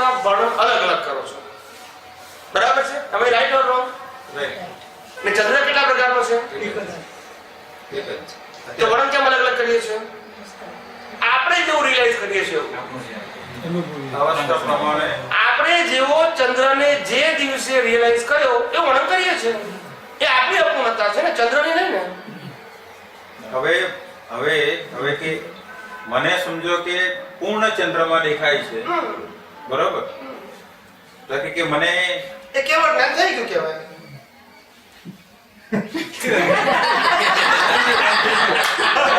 તો પૂરો જ નહીં. આવડે ક્યાં હોય પછી? તો એની દ્રષ્ટિ ક્યાં ગઈ? પછી આવડે એ જ્ઞાન દ્રષ્ટિ છે ડેવલપમેન્ટમાં. આવરણ હોય ત્યાં સુધી દ્રષ્ટિ હોય. કેમ આમ કરો છો? આપણે બધાને થઈ ગયું. હમણાં શું વાત કરી કે જ્યાં સુધી તમને જ્યાં સુધી કોઈ પણ વસ્તુ સનાતન વસ્તુ પાટલી દેખાય છે ત્યાં સુધી દર્શન કહે છે. એને શું કહે છે? દર્શનનો ગ્રોથ કહેવાય. શું કહેવાય? પાટલી દેખાય છે. જ્યારે પૂર્ણ દેખાય તો દર્શન ના કહેવાય, પછી જ્ઞાન કહેવાય. એ પૂનમે તમે જે વર્ણન કરો, સાંભળો, પૂનમે જે તમે ચંદ્રનું વર્ણન કરો એ 1 થી 14 સુધીનું ના હોય. બરાબર પૂર્ણ દેખાય. પેલું પાટલી હતું. દર્શન એટલે પાટલી ને જ્ઞાન એટલે પૂર્ણ. પછી દર્શનની જરૂર નહીં પછી. અચ્છા, પછી જ્ઞાન જ્ઞાન જ્ઞાન કેવળ જ્ઞાન પછી જ્ઞાન જ્ઞાન. એટલે જ્ઞાન. કીધું કે આત્મા એ કેવળ જ્ઞાન નથી. કેવળ દર્શન પ્રજ્ઞા નથી. ના સમજાય? હા, પણ કેવળ આવું કોઈ નહીં કરી શકે. આ દુનિયાની કોઈ કિતાબમાં આ વાત નહીં મળે. પણ આવી રીતે સમજાવવા વાળા, દાખલો આપવા વાળા, આપણને ગેપ બેસાડવા વાળા નહીં મળે. એટલે દર્શન ઉડી જ જાય છે. એટલે જ્યાં સુધી એક વાત બોલું? એટલી હાઈ લેવલની વાતો કરું છું તમને, પણ એકદમ સામાન્ય શબ્દોમાં કરું છું. આવી વાતો કરવા માટે મોટે ભાગે જ્ઞાનીઓ એમ જ કે તમને કે તમે આ સંસાર છોડી દો પછી આ બધું સમજાવું કે આ તમારા કામનું નથી. આ બધી વાત એમ કહીને ટાળે એ લોકો. શું કરે? સમજાય છે? પણ કામની તો ખરી ને અમારે હે? અમારા માટે કામની ખરી કે નહીં? ને કામની કરી પણ જ્ઞાનીઓ આવી વાત ના કરે. નહીં તો. એમ થાય કે જો અત્યારે જરૂર નથી તમારે. તમે જે અત્યારે કરો છો એમાં સંભાળ નિકાલ કરો, આજ્ઞા પાડો, બસ આટલું જ કહેવું. તમારી વાતનો જવાબ 5 આજ્ઞાની બહાર ના આવે પછી. કેમ એમ કરતા એવું. કેમ એમ એની સમજણ. એવી સમજ્યા કે ત્યાં પણ એમની સંકુચિતતા હોય એવું કંઈ ખરું? આ તો અમે તો અમારો તો ધ્યેય એક જ છે કે અમે જે આ વિજ્ઞાન અનુભવીએ છીએ એ વિજ્ઞાન અમે જગતને આપીને જવા માંગીએ છીએ. એટલે અમે હાઈડ કરવા માંગતા હવે નથી. હવે એ જે 5 આપણા પદો જે છે પંચ પરમેષ્ઠીના, એ વ્યવહાર આપણે વ્યવહાર ના કર્યા, બરોબર છે? તો કે એમાં આ લેવલ સુધી જાય છે આ પંચ પરમેષ્ઠ આપણે આચાર્યપણ સુધી નમો રોહિત. તો એમાં પણ એવી સંકુચિતતા વ્યવહારમાં એમની હોય. એટલે તમે હમણાં કહી ગયા ને કે છેવટે કે આજ્ઞા પાડો, તે દાદાએ આજ્ઞા પાડવા માટે કહ્યું તો ખરું, પણ દાદા તો એ કોઈ જીવ ઊંચે જતો હોય જેને કે નહીં જાણવાની જગત એવી હોય તો કે એને લઈ જાય એવી સ્થિતિમાં હતા. કારણ કે પણ કદાચ કોઈ મર્યું નહીં, કારણ કે આખા ત્યાં કદાચ કોઈ જગ્યાએ એવા મરે છે, પણ આવા બારીક ફોડ એકદમ કોઈ જગ્યાએ નથી. બહુ ઓછા છે. જો કારણ કે મને એવું લાગે કદાચ પૂછાયું જ ન હોય, અથવા તો કદાચ જો હોય તો એમની પાસે સ્ટોકમાં ત્યાં પડેલું હોય, અથવા તો પછી ના કાઢતા હોય કે જે ખબર નહીં આપણને, કારણ કે એમની સંજોગાથી. પણ કાઢવું ના કરવું એની સત્તાની હાજરી નથી. પણ એ સંજોગાથી. જાતે તો એવું તો કે એમ તો જાતે તો પછી ક્યાં બોલવા જાય? જાતે તો ક્યાં બોલવા જાય? પણ એમનું એ કારણ કે એના નિમિત્તે ના નીકળવાનું હોય એવું એમનું તો બને. ચારિત્ર ઘણું બધું મને એમનું ચારિત્ર ઘણા તીર્થંકરો નિમિત્તે ના નીકળે. તીર્થંકરો તો એના નિમિત્તે ના નીકળવાનું એને હિસાબ જ ના આવે તો ક્યાંથી કરે? હા, હા. એક રીતે સ્વતંત્ર નથી. મારે શું બોલવું કે શું નહીં એના માટે સ્વતંત્ર કોઈ જીવ નથી. એક વાત એ જે કહેતા હતા, દર્શન હોય, જ્ઞાન હોય, પણ બોલવા માટે સ્વતંત્ર નથી. અમારે અહંકાર જે છે કે પેલી એક વાત નીકળી હતી કે દાદા આ તમે કોટ ટોપી ને આ ધોતિયું જે છે હવે પેલો સમય કેમ બદલાયો તે પ્રમાણે કે આને કંઈક બદલી નાખો ને, તો કે મારી પાસે બદલવાનો અહંકાર જ નથી, બરોબર? તો એ જે અહંકાર નથી એ ડિસ્ચાર્જ ભાગમાં એ અહંકાર એનો શૂન્ય થઈ ગયો. વિચાર કરતાપણાનો અહંકાર. કરતાપણાના ડિસ્ચાર્જ ભાગમાં એ અહંકાર શૂન્ય થઈ ગયો. કરતાપણું એટલે પ્રકૃતિને બદલવાનો અહંકાર. એના અહંકાર. લોકોને શું લાગશે એના આધારે ના જીવતા હોય, લોક સંજ્ઞાથી ના જીવતા હોય, એ જ્ઞાન સંજ્ઞાથી જીવતા હોય.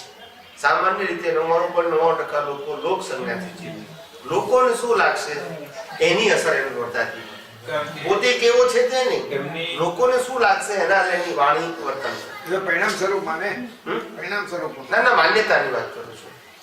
માનેલા પરિણામ સ્વરૂપ એ સાથે તો- સંકળાયેલી જે છે ને પરિણામ સાથે સંકળાયેલી હોય બી ખરી અને જીવતી હોય, બે હોય. એમને પરિણામ સાથે તો હોય પણ સાથે જીવતી હોય. એમને એ માન્યતાને સિગ્નેચર કરે, ડ્યુટી થઈ જાય. જીવતી ભાગ 50 વાળો હોય તો એવો હોય. એમ નહીં, સૂક્ષ્મ તરમાં માન્યતા બધી આવે ને, સ્થૂળ સૂક્ષ્મ ના હોય એને, એટલે હોય પણ એમાં એ તમે એકવાર બોલ્યા ને, પરિણામ સ્વરૂપ હોય. અને આ સૂક્ષ્મ તર અને સૂક્ષ્મ તમ, સૂક્ષ્મ તરમાં બધી માન્યતા હોય, એમાં બે ભાગ કઈ રીતના પડે? અને સૂક્ષ્મતર ને સૂક્ષ્મતમ બે વસ્તુ છે. એ શું છે તો કે સૂક્ષ્મતર એટલે સંસાર લક્ષી પુરુષાર્થ ને સૂક્ષ્મતમ એટલે મોક્ષ લક્ષી પુરુષાર્થ. આ બીજું એટલે એમાં બે રીતનું કઈ રીતનું હોય જ્ઞાનીઓને? સંસાર લક્ષી પુરુષાર્થ ના હોય અને આત્મા લક્ષી હોય. હવે એમનું જે સૂક્ષ્મતમ હોય. સૂક્ષ્મતમ હોય તો આ મોહનીય કર્મ જે આપણું ફેરવું, હું કોણ છું ને કરે છે કોણ, 8 કર્મમાં 4 કર્મ જે ફેરવા, આ મોહનીય કર્મ ફેરવું ને એમાંથી જ ખાલી આમ ફેરવા ને આપણને દીધો. આ તો ખાલી દ્રષ્ટિ બદલી જ્ઞાની. શું કર્યું? પુરુષાર્થ તો આખો બાકી. બરોબર એ પુરુષાર્થ કેવો કરવાનો ને એમના વિશે કયો? એટલે આ પુરુષાર્થ કરવાનો એટલે આ પુરુષાર્થ તો આપણને આપ્યો ને કરવાનો. હે? પુરુષાર્થ તો આપણને આપ્યો ને દ્રષ્ટિ બદલ્યા પછી આજના ધર્મની દ્રષ્ટિથી પુરુષાર્થ કરવાનો આપણે. કેમ કરીને આપણે આ સંયોગોનું સમભાવે નિકાલ, એ આપણો પુરુષાર્થ. એ પુરુષાર્થ. હા, પછી વ્યવસ્થિત નું કઈ રીતનું આવે તેમાં? એ બધું એ સમજવું એટલું પુરુષાર્થમાં જાય ને બધું. એ બધું પુરુષાર્થમાં. પુરુષાર્થમાં વ્યવસ્થિત સમજાય ત્યારે તો સંભાવે નિકાલ થાય ને. વ્યવસ્થિત ના સમજાય સંભાવે નિકાલ કેમ ના થાય? એટલે પછી આ કુદરતી કાનૂન થી તો કર્મ એટલે બધું આ તો એમને જાડી ભાષામાં વાત કરી, અમે ઝીણી ભાષામાં વાત કરીએ છીએ. ઝીણી એટલે એના એ જ દાદાએ કીધું, દાદાએ જે 5મા ધોરણે ભણાવ્યું એ જ હવે અમે 10મા ધોરણે ભણાવીએ છીએ. એટલે વ્યક્તિત્વ નાતે જેનું ધોરણ બદલાવ્યું એટલે આ ભણાવીએ છીએ. પછી એ છોકરો પાછો ગ્રેજ્યુએટમાં જાય પછી એ લેવલનું ભણાવીએ, એ જ માસ્ટર ડિગ્રીમાં જાય પણ એ લેવલનું ભણાવીએ. સમજાય છે? છોકરો એટલો એક જ છે, એના વિકાસના આધારે એના એના એના એના શું કહેવાય કે એના સિલેબસ છે. બરાબર. 5મા ધોરણનો સિલેબસ છોકરાનો જુદો હોય, એક છોકરાનો 10મામાં જુદો હોય, પાછો એક છોકરાનો કોલેજમાં જુદો હોય ને એક છોકરો પાછો માસ્ટર ડિગ્રીમાં એનો સિલેબસ જુદો હોય, પાછો એક છોકરો પીએચડીમાં જાય ત્યારે સિલેબસ જુદો હોય, પણ છોકરો એટલો એક જ છે. એવું ન્યાયગરી જ્ઞાની પણ આવી રીતે જ્યારે શરૂઆતની વાત કરે ત્યારે બિલકુલ લો લેવલની હોય કે સામાન્ય વ્યક્તિઓ સમજી અને એને અનુસરી શકે. હાઈ લેવલની કરે તો શું થાય? અત્યારે હાઈ લેવલની વાત કરું છું કે શરૂઆતમાં કરે શું થાય? આજે માનો કે કોઈ વ્યક્તિ જ્ઞાન લેવા આવ્યા, બરાબર છે, જ્ઞાન લીધા 6 મહિના થઈ ગયા, હવે આ લેવલની વાત કરું તો શું થાય? બાકી જાય લાગે કે આ બધું ક્યારે સમજાય જતા રહો અને કરતા આપણે શ્રીરામ જય રામ કહીએ, બરાબર છે, મગજ મારી સમજાય? એટલે એને કરવાનો મતલબ નથી એમ. એટલા માટે દાદાનું વ્યવહાર ચરિત્ર જે છે એ આપણે એટલે આપતાવાણી પરથી સમજાય છે. આ તો કારણ કે અમે જોયા નથી, પરંતુ આપતાવાણી પરથી સમજાય છે, જે બોલ્યા છે એના પરથી. તો એ 9 કલમોમાં જ્યારે પ્રમાણ પણ ના ડૂબાય એ જે વાત આવે છે, એટલે કે એ ચારિત્ર લઈને આવ્યા હોય એવું એમનું ચારિત્ર સમજાય છે. કારણ કે એ એટલા બધા કહેવાય ને કે આની અસર સામે શું થશે, એટલે આપણે કહેવાય ને કે એક દૂરદ્રષ્ટિ, એક કોઈક કર્મ બનતા પહેલા કે એને કે એના આગળના ફેઝિસ પણ એને પ્રમાણ એ આગળના ફેઝિસમાં આવે છે એવું લાગે છે. તો કે એવું વ્યવહાર ચારિત્ર લઈને આવ્યા હોય એવું લાગે છે. અને આ તો જે સમજાય છે કહું બરાબર છે. અને તો કે એ વ્યવહાર ચારિત્ર પ્રમાણે અને એનું જ્ઞાન ચારિત્ર, હા, તો એનું જ્ઞાન ચારિત્રમાં તો એવું લાગે છે કારણ કે એ તો મૂળ આત્મા એટલે કે એટલા બધા અભેદ થઈ ગયા હોય કે એ એને ઉદય કર્મને ફક્ત જોયા જ કરે છે, આટલું વ્યવહાર ચારિત્રને જોયા કરે છે. જ્ઞાની પુરુષના ચારિત્રમાં એક વસ્તુ હતી જે અમે ઓબ્ઝર્વ કરી છે. આ દેખવાની વસ્તુ છે. શું છે? ફિઝિકલ વસ્તુ નથી, એ દર્શનના આધારે દેખાય, હા, દર્શન આંખોથી ના દેખાય. કરે જ્ઞાની પુરુષના ઉદયમાં જે સંજોગો લાયા હતા એ સંજોગોની અંદર એ આટલા ઊંચા લેવલનું જ્ઞાન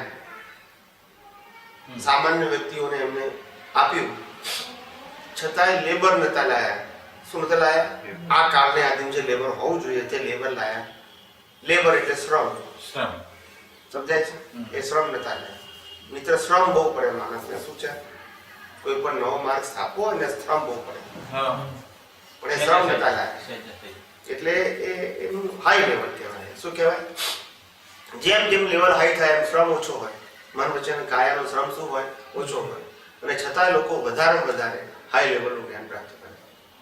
જેટલો પરિશ્રમ વધારે એટલું લો લેવલનું જ્ઞાન. શું કીધું? કારણ કે પરિશ્રમને આધારે પ્રાપ્ત થતું જ્ઞાન એ હંમેશા રિલેટિવ સત્ય હોય. શું છે? પ્રકૃતિ રિલેટેડ હોય. શું છે? પરિશ્રમને આધારે.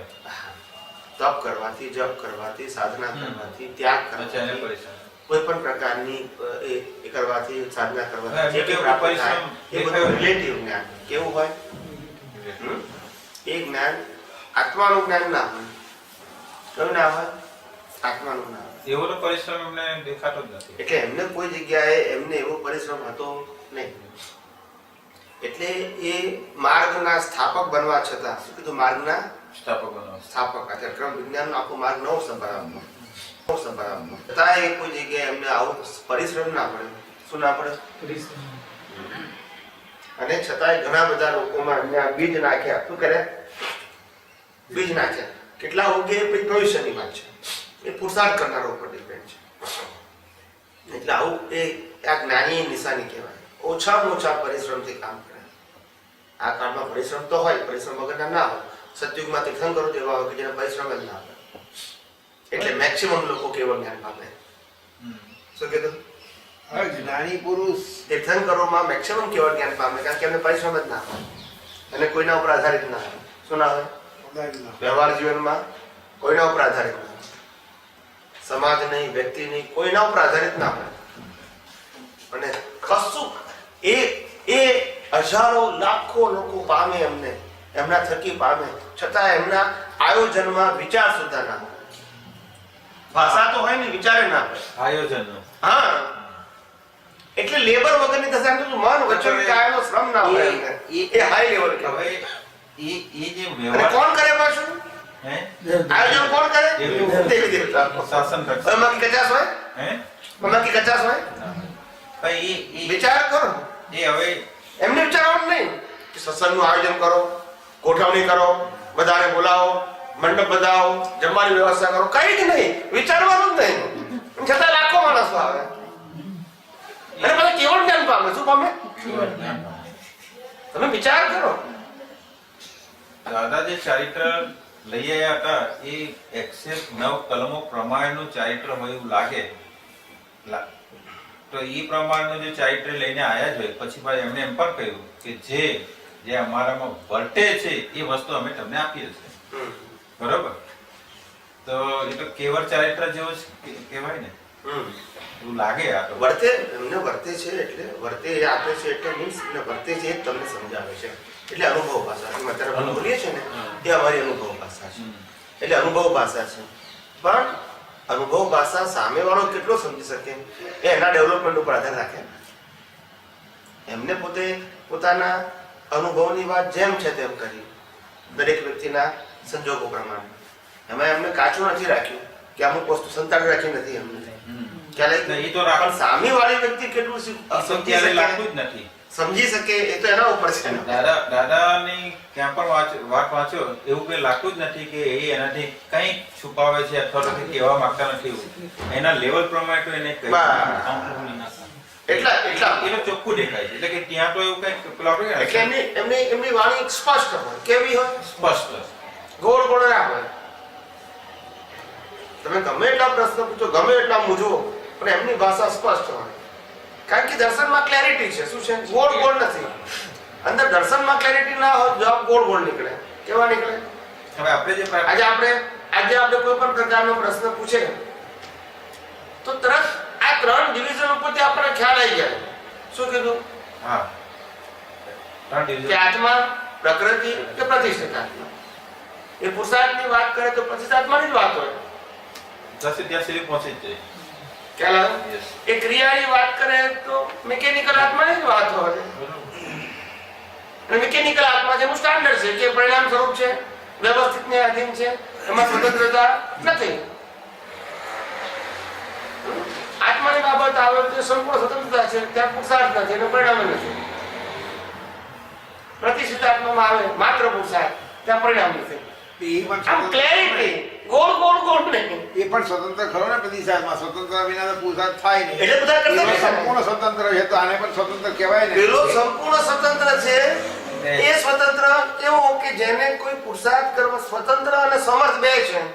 મૂળ મૂળ. આ સ્વતંત્ર છે, સમર્થ નથી. નથી. એને સમજ કેમ કીધો? કારણ કે કશું કરતો નથી તો પણ એ કરતો નથી, છતાં એની હાજરી વાર કઈ થઈ શકતું નથી, માટે સમર્થ. અપેક્ષા ભાવે. એની હાજરી સિવાય કઈ થઈ શકતું નથી, માટે સમજ. સૂર્યનારાયણ કઈ કરતો નથી, પણ એ ના હોય તો આપણું અસ્તિત્વ જ ના હોય, એને સમજે માટે કીધું. સમર્થ કીધું. તમે છો તો હું છું. તમે છો તો હું છું. મનમોહનસિંહ આપણા ઘેર આવીને કશું જ ના કરે છતાં એ સમર્થ કહેવાય. કારણ કે એના આધારે દેશ ચાલે છે, દેશના આધારે આપણે છીએ.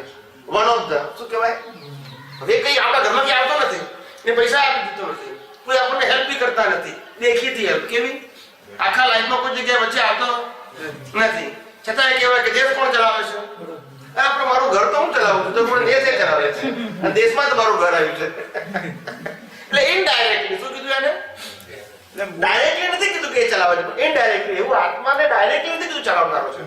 એની હાજરી વગર ના ચાલી શકે, એ જ એનું સામર્થ્ય. એને સમર્થ અને સ્વતંત્ર બે કીધા. મૂળ આત્માને સામર્થ્ય અને સ્વતંત્ર બે લાગુ પડે. ત્યારે મિશ્ર ચેતન પ્રતિષ્ઠ આત્મા જે પુરુષાર્થ કરનારો ભાગ છે તે સ્વતંત્ર ખરો પણ સમર્થ નહીં. ના, એ સ્વતંત્ર કરો પણ સમર્થ નહીં. કેટલો સમર્થ થાય? જેટલું એનું ડેવલપમેન્ટ. ડેવલપમેન્ટ. જેટલું ડેવલપમેન્ટ એટલો એ સમર્થ. એટલે એટલી રેન્જ સુધી આપણને ડાઉન થઈ શકે, જેટલો એનો વિકાસ છે એટલા રેન્જમાં આપણને ડાઉન થઈ શકે. એ પ્રમાણે એનું સામર્થ્ય કહેવાય.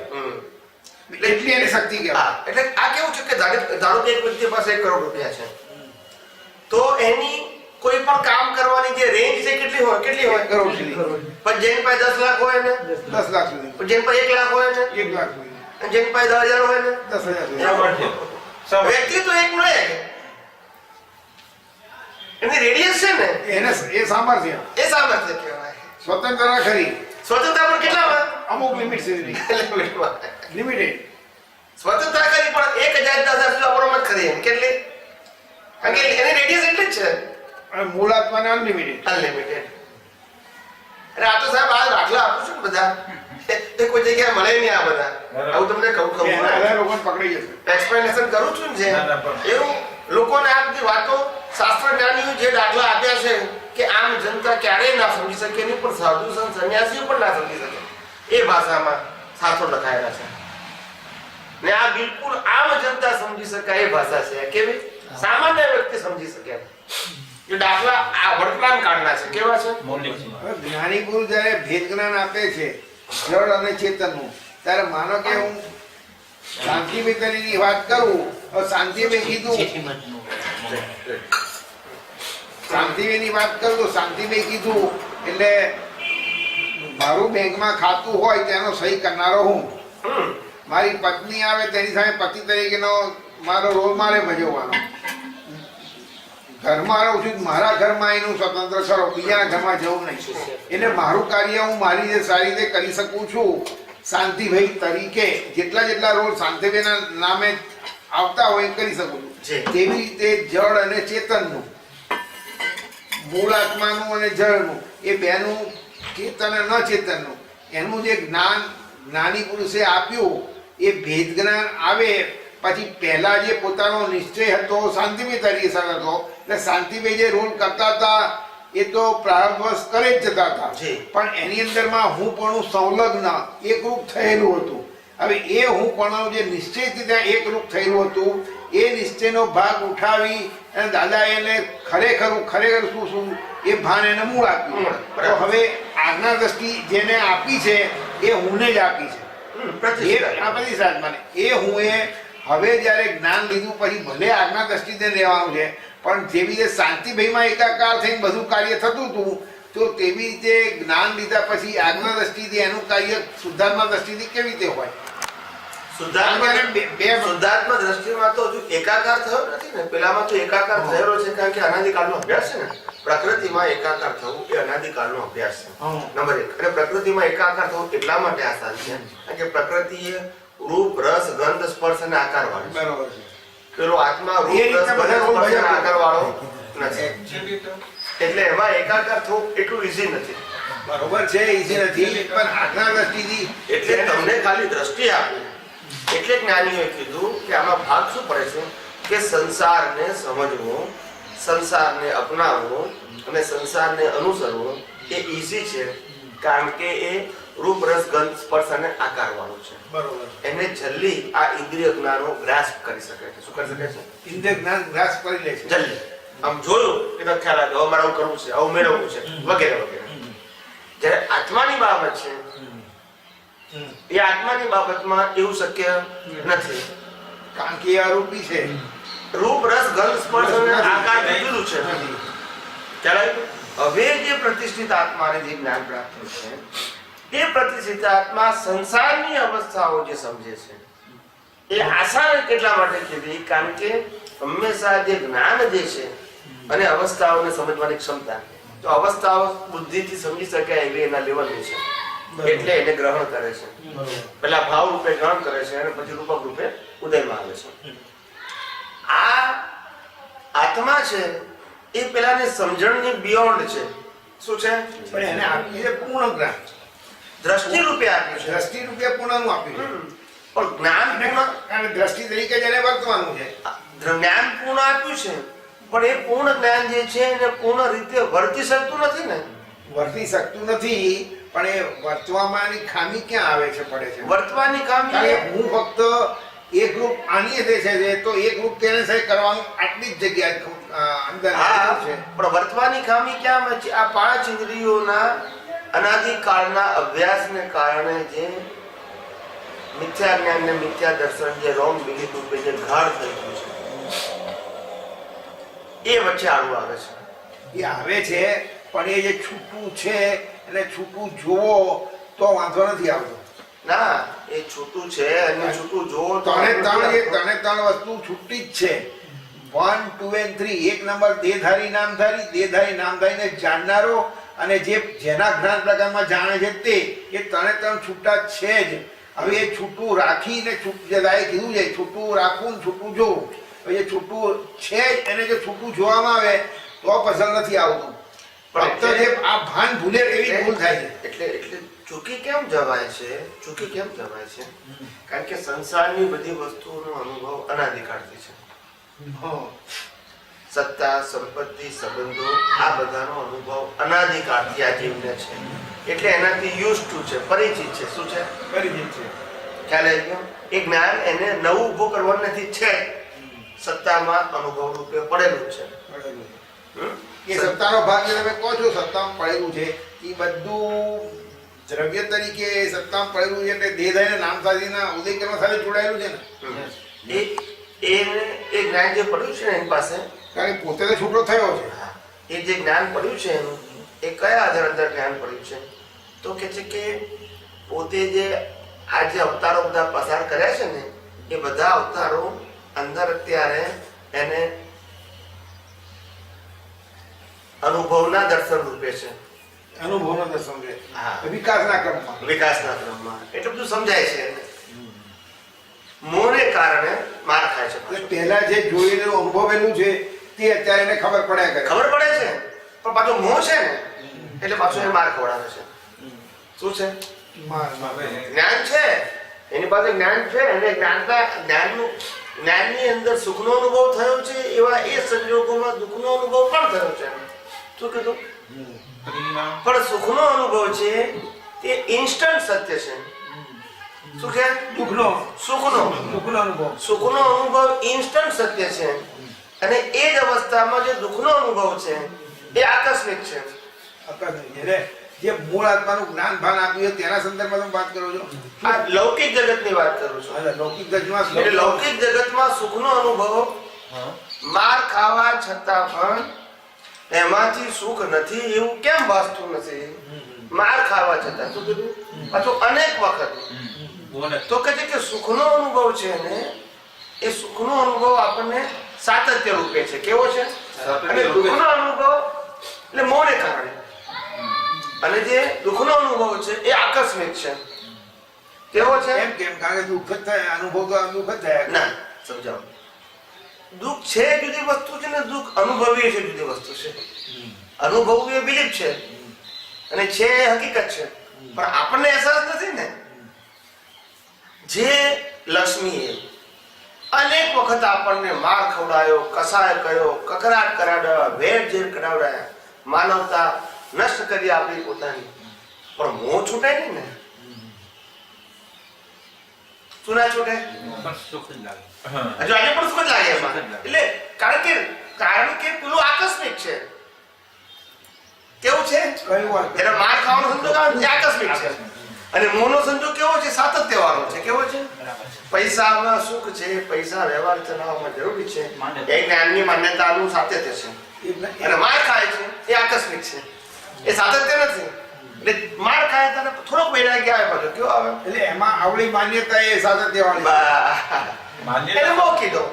માન્યતા સાતત્યવાળી. એટલે એને મોહ કીધો. શું કીધો? એને જ મોહ. દુઃખના સંજોગો પણ દુઃખરૂપ નથી ભાસતા અને સુખરૂપ ભાસે છે. કારણ કે જે માન્યતા છે સુખની, એ માન્યતા સાતત્યવાળી છે. છે દુઃખ જ, સુખ છે જ નહીં. દુઃખ એટલે બંધન, દુઃખ એટલે બંધન છે, પણ એ બંધન રૂપ લાગતું નથી. કારણ કે સુખનું સાતત્ય વધારે છે અને દુઃખ કેવું આવે છે? આકસ્મિક. આપણે લાયક એટલું કે આપણે લગ્ન કરીએ તો સુખ થાય. પરણ્યા પછી સુખ મળ્યું આપણને, માન્યતા પ્રમાણે જ મળ્યું. પણ જયારે માર પડે છે તે આકસ્મિક પડે છે, રોજ નથી પડતો. એટલે અનુભવ થાય. વૈરાગ્ય આવ્યો, માર રોજ ના પડે. સમજાય છે? એટલે પછી ક્યારેક એવો માર પડે તો એમ થાય કે ના હોય તો સારું, બીજા દી ચાલુ થઈ જાય કે ના હોય તો બરાબર. કારણ કે સાચું તો પેલાનું જ છે, પણ તો આકસ્મિક માર છે. કેવું? આ તો આટલો આપણે પૈસા બધા બહુ છે. સંબંધ હોય ને, કોઈ સાથે સંબંધ રાખીએ ને તો એમ થાય કે આ સંબંધથી આપણે આટલો ફાયદો થયો, આમ છે તેમ છે, લાવ સંબંધનો વિકાસ કરીએ, ડેવલપ કરીએ, બધી વ્યક્તિઓ સાથે સંબંધો વધારીએ, આવું બધું અંદર થાય. પણ જ્યાં માર પડે ને પાછું થાય એના કરતા ઊંચા સંબંધો સાથે વળી પાછું બીજા કામ થાય ને ત્યાં કોઈ કે આ સંબંધો એટલે સારા. કારણ કે સારું તો પહેલાનું છે, તો આકસ્મિક છે. કેવું છે? એટલે પેલો માર ખાવાનો સંજોગ આવે છે, આવે તો બધાય ને, પણ એની અવસ્થા લિમિટેડ છે આકસ્મિક હોવાને કારણે. અને જે પેલો મોહ છે એ માન્યતા વાળો સંજોગ કેવો છે? સાતત્યવાળો છે. અને એના કારણે પેલું મોહને કારણે આપણને એ સંજોગોનો માર રૂપે, બંધન રૂપે, દુઃખ રૂપે વાસ્તો નથી. માન્યતા જે છે અહીંયા ગાડી જે આગળ દ્રષ્ટિ આપવું એ છૂટું રાખીને છૂટું જોવાનું, જો ત્યાં આગળ દ્રષ્ટિ છે. હવે જ્યારે એકાંતમાં તમે હો, ફાયદોનો કોઈ એ નથી, ત્યારે તમારા ત્રણેના છૂટા તો છે, પણ જે ત્રણેને જોનારો પ્રતિષ્ઠાત્મા છે, હું ભાગ, જે ડેવલપમેન્ટ લઈને આવેલો, વિકાસના ક્રમવાળો, તે એ રિલેટિવ જોવે છે અને રિલેટિવ રિયલની વચ્ચે બંનેને જાણી રહેવો છે.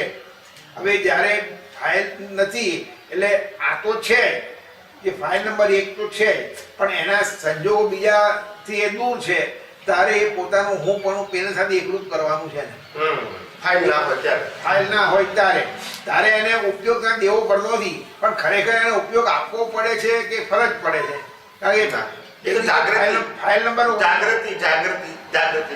જાગૃતિ કેમ એને વાપરવી પડે? ત્યાં ગીતો એના ઉદયથી ચાલી જ જાય છે. બહારનો ભાગ ને, હા, બાબા અંદરનો ભાગ છે જે આપણે જે આત્મામાં જે તન્મયાકાર થવાનું છે, એકાકાર. આ જે જાગૃતિ વાળો ભાગ છે, જે વચ્ચેનો ભાગ, એને એવું ખરું કે એને ઉપયોગ આપવો જ પડે? પેલા ઉદય આવે આપવો જ પડે ને. કેમ ના આપે તો કેમ? કારણ કે આની અંદર એ કશું કરી શકતો નથી, કરવાનું છે બી નહીં, કરી શકતો બી નથી, છતાં એનો ઉપયોગ કેમ આપવો પડે છે? કારણ પેલો સામાન્ય ભાવે એનું અંતસ્કરણ ને બાહ્ય કામ કરે જ જાય છે, અને એમાં એ પર છે, પરાધીન છે, ને કશું કરવાનું છે નહીં, કરી શકતો પણ નથી. તો પછી એનો ઉપયોગ શાના માટે આપવો પડે? એ ઉપયોગ આપે છે કારણ કે એની જે દશા છે, અનુભવ દશા, એ અપૂર્ણ છે. અત્યારે કેવી છે? અપૂર્ણ છે. અપૂર્ણ છે એટલે હજુ જે એને આ જગતનું સંચાલન જે સ્વયં સંચાલિત છે, કેવું છે? એ સ્વયં સંચાલિત ઓટો મોડ ઉપર છે એવું એને સમજાયું છે બુદ્ધિથી, પણ રિયલાઇઝ થયું નથી. એટલે પ્રયત્ન દશામાં મુકાઈ જાય છે, મુકાઈ જાય છે. નાની પુરુષે ઓટો મોડ છે, પણ ઓટો મોડ છે એવું એની અવેરનેસ સતત બધા અવસ્થાઓમાં રહેવી જોઈએ ને. એ નથી રહેતી. એને એમ લાગે કે હું કઈ મહેનત ના કરું, પુરુષાર્થ ના કરું તો બને, કેમ બને? વ્યવહારની વાત કરું છું. કે આ સંજોગ મારે આવ્યો તો વિચારવું ના પડે મને કશું. એટલે મનનો ઉપયોગ, બોલવું પડે એના કામ માટે અને વર્તવું પડે એટલે ફિઝિકલ. તો આ મન વચન કાયા ત્રણે જે વર્તે છે એમાં એને એવું ભાસે છે એની પર ભાસે છે કે મારા એક્ટિવનેસ વગર આ ત્રણ વસ્તુઓ સ્વતંત્ર રીતે કામ કરતી નથી, એવું એને ભાસે છે. આને પ્રતિષ્ઠિતા બરોબર છે. પણ જ્ઞાની પુરુષ પાસે મેં એવું વાક્ય બી સાંભળ્યું છે કે અમે આહાર કરીએ છીએ, અમારો ઉપયોગ ત્યાં છે. તો હવે જમતી વખતે ત્યાં ઉપયોગ આવવો, કોઈ બી કામ કરતી ઉપયોગ ત્યાં આપવો, એવું તો જ્ઞાની પુરુષ કહે જ છે. તો પછી એ ઉપયોગ આવવાની જરૂર શાના માટે પડે છે? કારણ કે આ ખાવું ન ખાવું એની પ્રતિક્રિયા બધું જે બાહ્યકરણ અંતસ્કરણમાં ચાલે જ જાય છે. પછી ઉપયોગ આવવાની વાત કેમ કરી? એ સમજવા જેવું છે. જ્ઞાની જે વસ્તુ ઉપયોગની વાત કરી, આપણે એ વસ્તુ ક્રિયામાં લઈ ગયા. શું લઈ ગયા?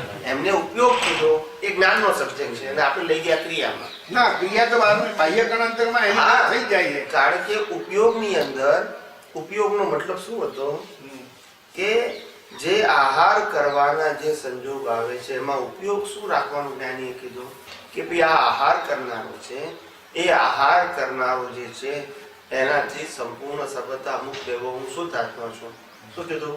મુક્ત એવો શુદ્ધાત્મા છે. આ ઉપયોગ મૂકવાનો હતો. શું મૂકવાનો હતો? હવે કે છે પણ કે છે કે આ મીઠું છે, મરચું છે, અંદર મસાલા છે, એ બધાનો ઉપયોગ મૂકું તો એનો ઉપયોગ ના કહેવાય. તો જ્ઞાની કે છે ઉપયોગ કહેવાય. એ કહેલું છે. તમે ઉપયોગ હશે તો તમને ખબર પડે કેટલું ખારું છે, કયું મોડું. આ વાત બી થઈ રહી. હા, હું એ જ કહું છું. એટલે એમાં રહસ્ય ખરેખર ખુલ્લું થવું. એટલે આ આખો જે ઉપયોગ હતો, જે આખો એ ઉપયોગ એમાં શું થયું કે જ્ઞાની પુરુષ એવું કીધું કે ખાતી વખતે તમારું ચિત્ત જે બહાર ભટકે છે. શું ભટકે છે? બહાર ભટકે છે. એના કરતા તમારો ઉપયોગ હોય તો તમને ખ્યાલ આવે કે આમાં મીઠું, આમાં મરચું. એટલે પેલા બહારના ઉપયોગને સેન્ટ્રલાઇઝ કરવા માટે કીધું. જે ભટકે જે વાત કયો કીધો એ અશુદ્ધ ચિત્ત કે શુદ્ધ ચિત્ત? કારણ કે ઉપયોગ આવવા વાળો જાગૃતિ ભાગ શુદ્ધ ચિત્ત કહેવાય છે અને પેલો ડિસ્ચાર્જ ભાગનો ગલન સ્વરૂપનો ઉદય કર્મનો ઉપયોગ વાળું અંતસ્કરણ છે, જેનો ઉપયોગ સામાન્ય ભાવે કહેતા નથી. એટલે પેલો જે ડિસ્ચાર્જ છે એનો તો સવાલ નથી, પણ જે જાગૃત છે પ્રતિક્રિયા એ જ આવશે. ખારું છે, મોડું છે, ગળું છે. આ પ્રતિક્રિયા ઉપયોગ પેલા ઉપર છે. અને જે પ્રતિક્રિયા જે આપી એ બધી જાણકારી ફક્ત આના લેવલે જ આવે છે. ત્યાં ઉપયોગ છે, ત્યાં ઉપયોગ છે. એટલે એક્શન ના લેવલે ઉપયોગ નથી. મેં પેલા કહ્યું કે એક્શન ના લેવલે ઉપયોગ નથી, એક્શન ના લેવલે પરિણામ છે. પરિણામ છે. ઉપયોગ એટલે જાગૃતિ. હવે આ જાગૃતિને તમે અહીંયા વાપરવાનું કીધું આ સ્થૂળ બાબતોમાં, એનું કારણ કે તમારું ચિત્ત કોન્સન્ટ્રેટ થાય. શું થાય? આમાં બહુ મોટું સાયન્સ રહેલું છે. અનેકમાંથી એક ચિત્ત. શું કીધું? અનેકમાંથી એક ચીજ. અને એકમાંથી પછી શૂન્ય. શું થઈ ગયું? પેલા અનંતમાંથી અનેકમાં લાયા, અનેકમાંથી એકમાં અને એકમાંથી પછી શૂન્ય. હવે અનેક કોને કહો છો? એક કોને કહો અને શૂન્ય કોને કહો? આ અનેક અનંતમાંથી અનેકમાં લાયા એટલે આપણી વિચારધારાને લિમિટેડ કરી નાખી. શું કરી નાખી? અનંતમાંથી અનંત એટલે અનંતમાંથી પેલા અનેકમાં લાયા. અનેક કઈક કોને લાયા કહું. અનંતમાંથી અનેકમાં લાયા એટલે કે પ્રકૃતિને આધારે હું પ્રકૃતિ છું, પ્રકૃતિને ચલાવનારો છું, એવી જે માન્યતા હતી એ અનંતવાળી હતી, એટલે કે એન્ડલેસ હતી. એમાંથી દ્રષ્ટિ બદલી અને અનેકમાં લાયા એટલે સમજાવ્યું કે ભાઈ તું આ નથી, તું આ છું અને તારો સ્વભાવ આ છે. એટલે અનંતમાંથી અનેકમાં સ્વભાવના ગુણ ને બધું સમજાવી અનેકમાં કીધું. હવે અનેકમાંથી પછી એકમાં કીધું. અનેકમાંથી એકમાં એટલે આની ક્રિયા ઉપર એટેન્શન આવે. તો અનેકમાં તમે કોને કોને સાંકળ્યા? અનેકના અંદરમાં કોને કોને સાંકળ્યા? આ અંદરની જે બિલીફો છે સુખ માટેની, સંસાર 5 ઇન્દ્રિયોના વિષયો ભોગવવા માટેની બિલીફ, એને સેન્ટ્રલાઇઝ કરી. જે પહેલા બહારથી સુખ ખોળતું હતું એ અનંતમાં જતું. એ અનંતમાં હતું. હવે એને સેન્ટ્રલાઇઝ કરી કે ભાઈ સુખ અંદરથી ખોળવાનું છે. એટલે જે બિલીફ વાળો હતો એની બિલીફ બદલી. શું કર્યું? બદલી. એટલે અનેક અને અનંતમાંથી અનેકમાં આવ્યા. હવે અનેકમાંથી પછી એક ઉપર, એટલે આના ઉપર જ ખાલી આ જે કરી રહ્યું છે એના ઉપર ધ્યાન, એને વર્તમાન દેહધારી નામધારીનું ઉકલી રહ્યું છે એને જે વિચારે છે, જે બોલે છે, જે કરે છે એમાં એટેન્શન આપવું, એમાં એક કહેવાય. એક કહેવાય. એક કહેવાય. એક એટલે એકમ. હવે કે છે કે આ એકમાં રહે એમાંથી શૂન્યમાં જવાનું છે. શું છે? શૂન્યમાં. શૂન્ય એટલે કે આ એક પણ જે કરી રહ્યો છે એનાથી હું કેવો છું?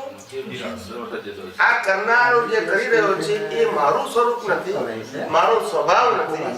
શું કીધું? મારો સ્વભાવ નથી. મારું સ્વરૂપ પણ નથી અને મારો આ જે કરી રહ્યું છે મારો સ્વભાવ પણ નથી અને સ્વરૂપ પણ નથી. આ બોલી રહ્યો છું એ મારું સ્વરૂપ નથી અને બોલવું એ મારો સ્વભાવ પણ નથી. આ કરી રહ્યો છે તે હું નથી અને જે કરી રહ્યો છે એ ક્રિયામાં જે મૂળ આપનારો છે તે પણ હું, એને પ્રેરણા કરનારો પણ હું, ક્રિયા કરનારો પણ નથી અને ક્રિયાને પ્રેરણા આપનારો પણ હું નથી. બંનેથી કેવા છીએ? જુદા છે. તો આ જુદાપણું જે છે એ શૂન્ય છે. હવે શૂન્ય કઈ અપેક્ષા એ તમને પાછું કહું. શૂન્ય કઈ અપેક્ષા? હા, શૂન્યનો મતલબ સંસાર લક્ષી વિસર્જન થયા કરવું એને નામ શૂન્ય કહેવાય. સંસાર વિસર્જન થયા કરવું એને શૂન્ય કહેવાય. સંસાર લક્ષીનું વિસર્જન થવું એટલે સંસાર તરફની માન્યતાઓ તૂટતી જવી એને શૂન્ય કહેવાય. એટલે ધારો કે આજે તમારી પાસે 1 લાખ રૂપિયા માઇનસ બેલેન્સ છે બેંકનું. હવે એક ટ્રાન્ઝેક્શનમાં જ્ઞાન રહ્યું એટલે તમારું એક માઇનસ ઓછું થયું. બીજા સંજોગમાં જ્ઞાન રહ્યું એટલે બીજું માઇનસ. એટલે જેટલી મારી વાત સમજાય છે? એટલે જેટલી વખત દેહ શૂન્ય એટલે કશું મળતું નથી, માઇનસ ખાલી ઘટે છે. શું થાય છે? તમારું જે ઓવરડ્રાફ્ટ છે એ માઇનસ થતો જાય છે, વધતું નથી કશું. જેટલા ટ્રાન્ઝેક્શન થયા કરે છે દેહધારી નામદારના જેટલા ઉદય કરવામાં 1/, દરેક ઉદય વખતે હું મૂળ સ્વરૂપે છું, દરેક ઉદય વખતે હું મૂળ સ્વરૂપ છું, એ જે ભાન વર્તું તે શૂન્ય કીધું. તે શૂન્ય કીધું. એટલે આખું આ એટલે આવી રીતે જે શૂન્ય છે અને જે શૂન્ય જે છે એ દ્રષ્ટિ છે. શું છે? હવે જેના તરફની દ્રષ્ટિ છે, જેના તરફની દ્રષ્ટિ છે એ દ્રષ્ટિ અત્યારે કયા રૂપે છે? તો કે ફેસિસ રૂપે છે. અને એ જ દ્રષ્ટિ શૂન્યમાંથી પૂર્ણ થાય છે. પૂર્ણ થાય એટલે શૂન્ય છે, શૂન્યવાળી દ્રષ્ટિ છે, પુરુષાર્થવાળી દ્રષ્ટિ છે. એને શૂન્ય કેમ કહે છે? કે આ લક્ષી એટલા માટે, હા, સંસાર લક્ષી નથી માટે. એટલે મારે પહેલા શું હતું કે મારે આ ઇન્દ્રિય જ્ઞાન દ્વારા બહારથી સુખ પ્રાપ્ત કરવાનું છે. એટલે હું શૂન્ય નતો, એચિવમેન્ટ વાળો હતો. આટલું આટલું આટલું પણ મેળવવાનું છે હેપીનેસ માટે. હવે મારે મેળવવાનું નથી, મારે જે મેળવવાની માન્યતા છે એને માઇનસ કરવાની છે, એટલે શૂન્ય થવાનું છે. કેમ? તો મારામાં તો સુખ છે શૂન્ય થવાનું પણ હવે આ માન્યતાને મારે માઇનસ કરવાની છે એટલે શૂન્ય. એટલે એટલા લેવલ પૂરતો હું શૂન્ય થયો. બીજું લેવલ આવે એ લેવલ પર શૂન્ય. શૂન્ય મીન્સ મારે એમાંથી એચિવમેન્ટ નથી કરવાનું. ખ્યાલ? આ તમારો વિકાસનો ક્રમ છે અને જે રોંગ બિલીફો છે એનો વિનાશનો ક્રમ છે. કેવો છે? બધી રોંગ બિલીફ કોઈ તારે પૂર્ણ થઈ. બધી રોંગ બિલીફ બી ત્યારે તમે પૂર્ણ થઈ ગયા. એ પૂર્ણ મૂળ દેખાયો ત્યાં દર્શન ગયું, શૂન્ય થઈ ગયા તમે. સતા એક દિવસે પૂર્ણ થાવ છો. એકલું કેવળ અહીંયા આ બાજુ તમારું ઓવરડ્રાફ્ટ ખતમ થવું ને આ બાજુ તમે પૂર્ણ થવા. બેઝિસ તો વધે છે કે શૂન્યમાંથી પૂર્ણ. શ્રદ્ધા છે શૂન્યથી લઈ જજો પૂર્ણ. શ્રદ્ધાથી શૂન્ય તરફ. શ્રદ્ધા છે શૂન્યથી શ્રદ્ધા છે શૂન્યથી લઈ જજો પૂર્ણમાં. દર્શન દેજો અમને આશા પૂર્ણ. કવિરાજનું પછી શ્રદ્ધા ફરીથી. શ્રદ્ધા છે શૂન્યથી શ્રદ્ધા છે શૂન્યથી લઈ જજો પૂર્ણમાં. લઈ પૂર્ણ એટલે લઈ જતા હોય વે ટુ વે. બરોબર. દર્શન કવિરાજનું પછી દર્શન દેજો આશાપુરામાં તો મત છે. જે આશાપુરામાં ગયા દાદા ભગવાન ત્યારે એમને આ આખું રચાયું હતું. એટલે દર્શન દેજો અમને આશાપુરા, સુણજો દિલની વિનંતી. વિનંતી આશા પૂરી કરે એનું નામ આશાપુરા. એટલે આપણે તમને વાત કરું છું ને હું એમાં તમે બોજો ના કરશો. શું ના જો ક્યાં રહેતો જ નથી ક્યાં સમજાઈ જાય તમને એટલું વાત સમજાઈ જાય ને બોજો ક્યાં લાગે તમે મારે બહુ કરવાનું છે એવું ના માનો. ના ઈ મેં તમને બોજો કહ્યો સારો પેલું અનુભવ કરવાનું છે ને ત્યાં ભારી લાગે છે એવું મેં તમને કહ્યું જ્યાં લાગતું હતું બોજો આપી દીધો હે બોજો આપી દીધો એટલે આ જે તમને જે વાત કરું છું ને હું એ એવું માનજો કે આ બધી વાતોને તમે અત્યારે સત્તામાં મૂકી રાખજો. તમને બહુ કામ લાગશે સાચી વાત આગળ જતા. આ બધી વાતો છે ને એક સ્ક્રિપ્ચર તરીકે કારણ કે જેમ કિતાબ હોય કિતાબ મેં કિતાબમાં આપણે લખ્યું કે આવું કરવાનું છે અને આપણી પાસે સ્ટોરેજ હોય તો ખ્યાલ આવે કે હવે આ સ્ટેજ ઉપર આવ્યો આ સ્ટેજ ઉપર આવ્યો આ એવું તમને આસાનીથી હવે સર્જાશે. કારણ કે તમને થર્મોમીટર મળ્યું. શું મળ્યું? પણ આ વસ્તુ ત્યાં પેલું થર્મોમીટર ના હોય ત્યાં સુધી ખબર ના પડે કે દિશા આપણી સાચી છે કે ખોટી. આજ્ઞા આપે છે ચાલીએ ખરા આપણે જેમ દરિયામાં હોય બરાબર છે. દરિયામાં આપણે ઉડકી લઈને ગયા બરાબર છે. હવે ચારે કોર શું હોય? પાણી. હવે આપણે ત્યાં જવું છે તો હાચા છે ખોટા કેવી રીતે ખબર પડે? માઇલ તો હોય નહીં. હોકા એન્ટર વગર ખબર ના આવે. આવ્યું ને કોણ એટલે શું જોઈએ કે જે દરિયો છે એમાં સંસારના સાગરમાં જ્ઞાનનું હોકા યંત્ર છે. અથવા તો છેવટે નહીં છેવટે શું હોકા એન્ટર પણ જો ના હોય ને તો નાવિકો શું કરે સૂરજ ક્યારે ઉગે છે તે અથવા તો ધ્રુવનો તારો જ ઉગે રાતના. આ એ વસ્તુ એના માટે એ તો થોડો ઘણો અનુભવી હોય એને ખબર પડે ધૂનો તાર આધાર દિશા બધાને ખબર પડે નહીં. સામાન્ય વ્યક્તિઓ માટે તો હોકા યંત્રનું જ્ઞાન હોય એ લગભગ એના માટે યોગ્ય કહેવાય. સૂરજ જે છે ને સૂરજ મુખ્ય સૂરજ જે અહીંયા કે મુખ્ય સૂરજ છે ને પછી સવારની રાહ જોતા હોય કે ક્યારે ઉગે કે મને પૂર્વ દિશા ખબર પડી જાય. કારણ કે એને નકશામાં જોયું હોય છે કે આ જ્યાં મારે જવાનું છે તે આ દિશામાં છે. એટલે એના આધારે દિશા નક્કી કરીને પછી આશરે જતો હોય છે. હવે ઘણીવાર ધ્રુવના તારામાં શું થઈ જાય છે એ તમને કહું કે કહ્યું હોય કે આ ધ્રુવનો તારો છે. તારા તો ઘણા બધા છે ત્યાં પ્રકાશિત થતા. કોઈ કે કેમ કે આપણે એને જો ધ્રુવનો તારો બરાબર ના ઓળખાયો તો શુક્રના તારાને ધ્રુવનો તારો મૂકીને માની એવું પણ બને છે. બરાબર એટલે એ બધું આશરે કહેવાય. પણ જે હોકા યંત્ર છે એને એક્ઝેક્ટ દિશા બતાવે. જે સ્કેલમાં આવ્યો ફરી પાછું એનો રિવર્સ સ્કેલ બતાવે. ફરી બાજુ બીજો સંજોગ એવો પણ હોય છે હોકા યંત્ર બગડી જાય. હા કે એનો એન્જિન પણ ખરાબ થઈ ગયું હોય બરાબર તો પછી એને જે નેચરલ કેલેમિટી જવાનું હોય છે ત્યાં તો એને પવન જે બાજુનો મળતો હોય તે બાજુએ જતું હોય છે. એટલે કે દિશા વગરનો થઈ જતો હોય બરોબર. પછી કુદરતના આવા માલમ જોઈએ શું નાવિક કુદરતના આવા શું કરે? તેવી રીતે આ મોક્ષ માર્ગમાં આ તો ઘણીવાર એવું કે શરૂઆતમાં આ મર્યું ત્યારે થયું કે ઓ દાદા ભગવાન ખરેખર પેલું આ એક તમે અમારા માલમ છો મર્દરીએ તમે એને કે એવું લાગતું હતું કે આ માલમ અમને પહોંચાડશે બરોબર. એટલે આ તો એ પ્રેમ સ્વરૂપ હતા. હા જ્ઞાની પુરુષ દાદા ભગવાને પ્રેમ સ્વરૂપ હતા અને પ્રેમ સ્વરૂપ એટલે બધાને એમને પ્રેમ જ આપો. જેટલા મહાત્મા હોય એટલે સમજણ ઓછી બધી હોઈ શકે પણ બધાને પ્રેમ જ આપે ને પ્રેમથી બધાને ના પણ પીગાડ્યા. પણ એ હા પણ એ પાવરથી નહીં પ્રેમ. એ તો દેખાય જ છે. હવે પ્રેમ આપ્યો એટલે કેમ કે તો માણસ ત્યાં ઠરી શકે. શું થઈ શકે? પણ એ પ્રેમ સ્વરૂપ છે ને એ નવમી કલમ છે ને એવી જબરદસ્ત પુરુષાર્થી ભાવીને આવેલા લાગે છે કે પ્રેમ સ્વરૂપ અને કરુણા બરોબર બંને લઈને આવેલા હોય જગત કલ્યાણ. કારણ કે એ તો એમની વાણીમાં મને તો દાદા ભગવાનની વાણીમાં આ બધું સમજાતું હતું કે આવા પ્રેમ સ્વરૂપ એમની વાણી પણ એવી છે ને સાહેબ. ખબર ને એ અલૌકિક વસ્તુ છે. મને સમજાતું નથી. કેવી? એકદમ સરળ ભાષા, હા લોકભોગ્ય ભાષા. કેવી? અને પાછી સ્ટ્રેટ ફોરવર્ડ, ગોળ ગોળ નહીં. આજે તમે જુઓ કે મોટા ભાગના વક્તાઓને જો કોઈ પ્રશ્ન પૂછવામાં આવે અને એનો જો જવાબ આપવા જાય તો એસે થઈ જાય છે. શું થઈ જાય છે? એસે. ક્યાં લઈ ગયો? અને જે શોર્ટમાં જવાબ આપે છે એના લિમિટેડ આન્સરો છે. કેવા છે? જે જવાબો ટૂંકા આપે છે એને લિમિટેડ આન્સરો છે. એટલે શોર્ટ પણ ના ચાલે, એસે પણ ના ચાલે, એક્ઝેક્ટ જોઈએ. સમજાય છે? એક્ઝેક્ટ એટલે કે પેલાને જે ખુલાસો જોઈએ છે ખુલાસો જોઈએ.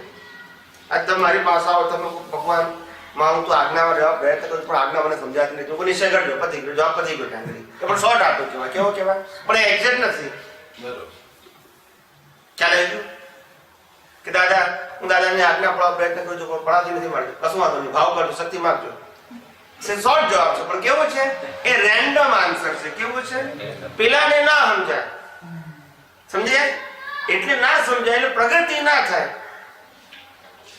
જ્યારે પેલાને એક્ઝેક્ટ સમજાવવામાં આવે કે ભાઈ તારી જે પ્રગતિ છે તને નથી આજ્ઞા સમજાતી અથવા તો આજ્ઞા નથી પડાતી, એની પાછળના કારણો છે. શું છે? એ કારણો તારી અંદર પડ્યા છે, બહાર નથી પડ્યા. એ કારણ હું તને બતાવું છું. જોવાના છે તારે, અને જોઈને તારે એનાથી મુક્ત થવાનું છે. પણ દ્રષ્ટિ આપું તે જુએ ને, એટલે પછી કહીએ કે ભાઈ આજ્ઞા પડાતી નથી કારણ કે પાડવાની દ્રષ્ટિથી છે, આજ્ઞા એ પરિણામ નથી, એ પુરુષાર્થ છે. તો પડાતી કેમ નથી? એનું કારણ શું છે? તો કહે છે કે પહેલું આજ્ઞા સાયન્ટિફિક સમજાય નથી, થિયોરિટિકલ સમજાય છે. આ પહેલું કારણ હોઈ શકે. બીજું કારણ આજ્ઞાની વેલ્યુ સમજાય નથી. શું સમજાય? વેલ્યુ સમજાય નથી.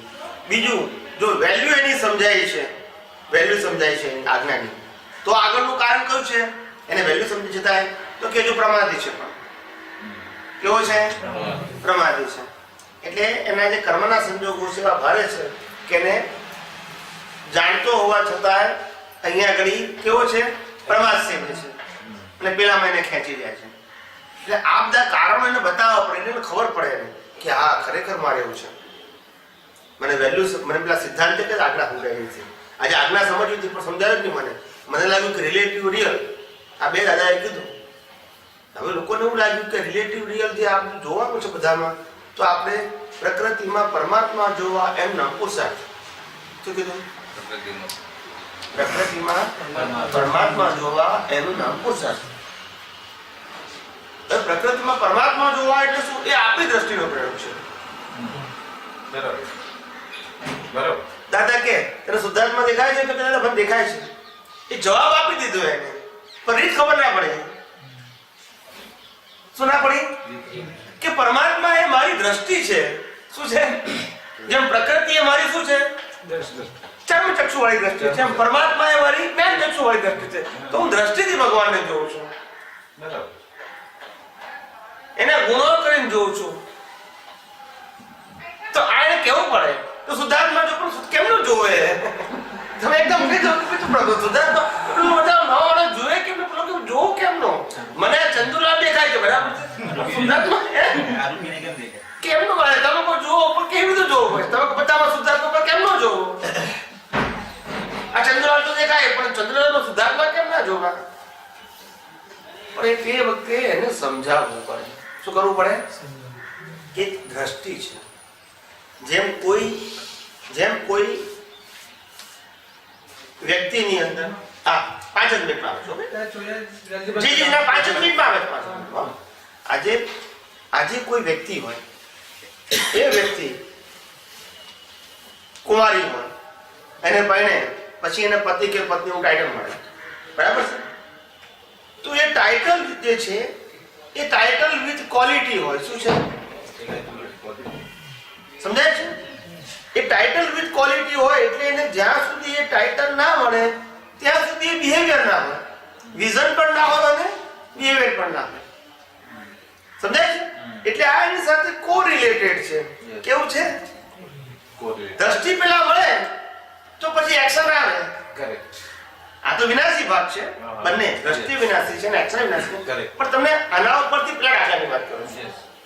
અહીંયા જેમ પુરુષાર્થ વાળી દ્રષ્ટિ અને પુરુષાર્થના અનુભવ વાળી દ્રષ્ટિ બંને જુદું છે, એમ અહીંયા આગળ પણ પુરુષાર્થ વાળી દ્રષ્ટિ એટલે પરિણામ વાળી દ્રષ્ટિ, અને પરિણામમાં એક્શન કર્મઠ થાય છે. આ બંને દ્રષ્ટિ જોડાયેલી છે. એટલે આ આવું કારણ શું છે? તો કે દ્રષ્ટિ બદલાય છે. શું બદલાય છે? આજે જે વ્યક્તિને દાખલો આપું છું, બાજુના ગામમાં રહેતો હોય એક છોકરો અને આ ગામમાં એક છોકરી રહેતી હોય અને સાથે ભણતા હોય, તો બંને એકબીજાને ભાઈ બહેન તરીકે જ જોતા હોય. નાની ઉંમરે 5 વર્ષની ઉંમરે, 7 વર્ષની ઉંમરે, 10 વર્ષની ઉંમરે, 15-17 વર્ષ થાય, 18 વર્ષ થાય એટલે એકબીજાને પ્રેમ ઉત્પન્ન થાય. છતાંય પત્ની તરીકે જોઈ ના શકે. આકર્ષણ ભલે હોય પણ પત્ની તરીકે જોઈ પણ ના શકે અને વર્તી પણ ના શકે, બરાબર છે? પણ જેવું લગ્ન કરે એટલે બંનેની દશા શું જાય? બદલાઈ જાય. હવે જેવી દ્રષ્ટિ બદલાઈ એવી સૃષ્ટિ બદલાઈ એટલે વ્યવહાર બદલાય. વર્તન આવ્યું. અને ઓફિશિયલ સમાજમાં માન્ય કેવો? એવું આ સ્થૂળ ભાષામાં દાખલું છે, એવું આધ્યાત્મમાં છે. પહેલી દ્રષ્ટિ બદલાય પછી અનુભવ થાય. અહીંયા અનુભવ છે, અહીંયા એક્શન નથી, અહીંયા એક્સપિરિયન્સ છે. પણ પેલું શું જોઈએ? દ્રષ્ટિ બદલાય તો તમારી સૃષ્ટિ બદલાય, એટલે એક્સપિરિયન્સ થાય. એ એક્સપિરિયન્સ તમે જગતને, આ જ્ઞાનીઓ કેમ કહેતા કે એમાં અનુભવ છે, જગત જોઈએ છે? કારણ કે એક્સપિરિયન્સ છે એને. પણ પહેલું શું થયું? બિગિનિંગ દ્રષ્ટિ બદલાઈ અને પછી એક્સપિરિયન્સ થયું. એટલે એક્સપિરિયન્સ જેના આધારે જગત જોયું, એટલે હવે એક્સપિરિયન્સના આધારે એ અનુભવી કહેવાય. એટલે આ જગત એમને છૂટું વર્તે. આપણે જે છૂટું વર્તવા માટે જે એફર્ટ કરવો પડે એ જ્ઞાનીને કરવો પડે નહીં, કારણ કે એને એ એક્ઝામમાંથી પાસ થઈ ગયા છે અને એના માટે હવે સહજ અવસ્થા આવી ગઈ છે. કેવી આવી ગઈ છે? એ સહજ અવસ્થા, એને સહજ વર્તે છે. પાછી કેવી વર્તે છે? એટલે ઇઝીલી સંસારમાં રહેવા છતાં સંસારથી અલિપ્ત રહી શકે છે. એ વખતે એમને એફર્ટ નથી. જે લેવલની એક્ઝામ એમને પાસ કરવાની બાકી હોય ત્યાં પાછો એફર્ટ હોય એમને. સમજાય છે? આજે 350 ડિગ્રી ગયા હોય તો 50 પછીનું જે લેવલ આવે તો એમાં પછી એમને એફર્ટ કરવો પડે, એ લેવલે કરવો પડે. પણ 350 સુધી કરવો પડે કારણ કે એ લેવલમાં પાસ થઈ ગયા છે. એવું કહ્યું છે 180 ડિગ્રી પછી 180 સુધી તમારે ઘણો પુરુષાર્થ એટલે કે એ કરવો પડે છે. એટલે કે તેમાં તમારે આ પુરુષાર્થ એટલે કે પુરુષાર્થ ખરેખર કરવો પડે છે. ત્યાં તમારે આ સ્ટ્રેન આવે છે. 180 પછી આ ફ્લાયવીલ છે ને ઓટોમેટિકલી એમણે એન્જિનિયરિંગ એટલે પણ પછી આપણે વાત કરીશું.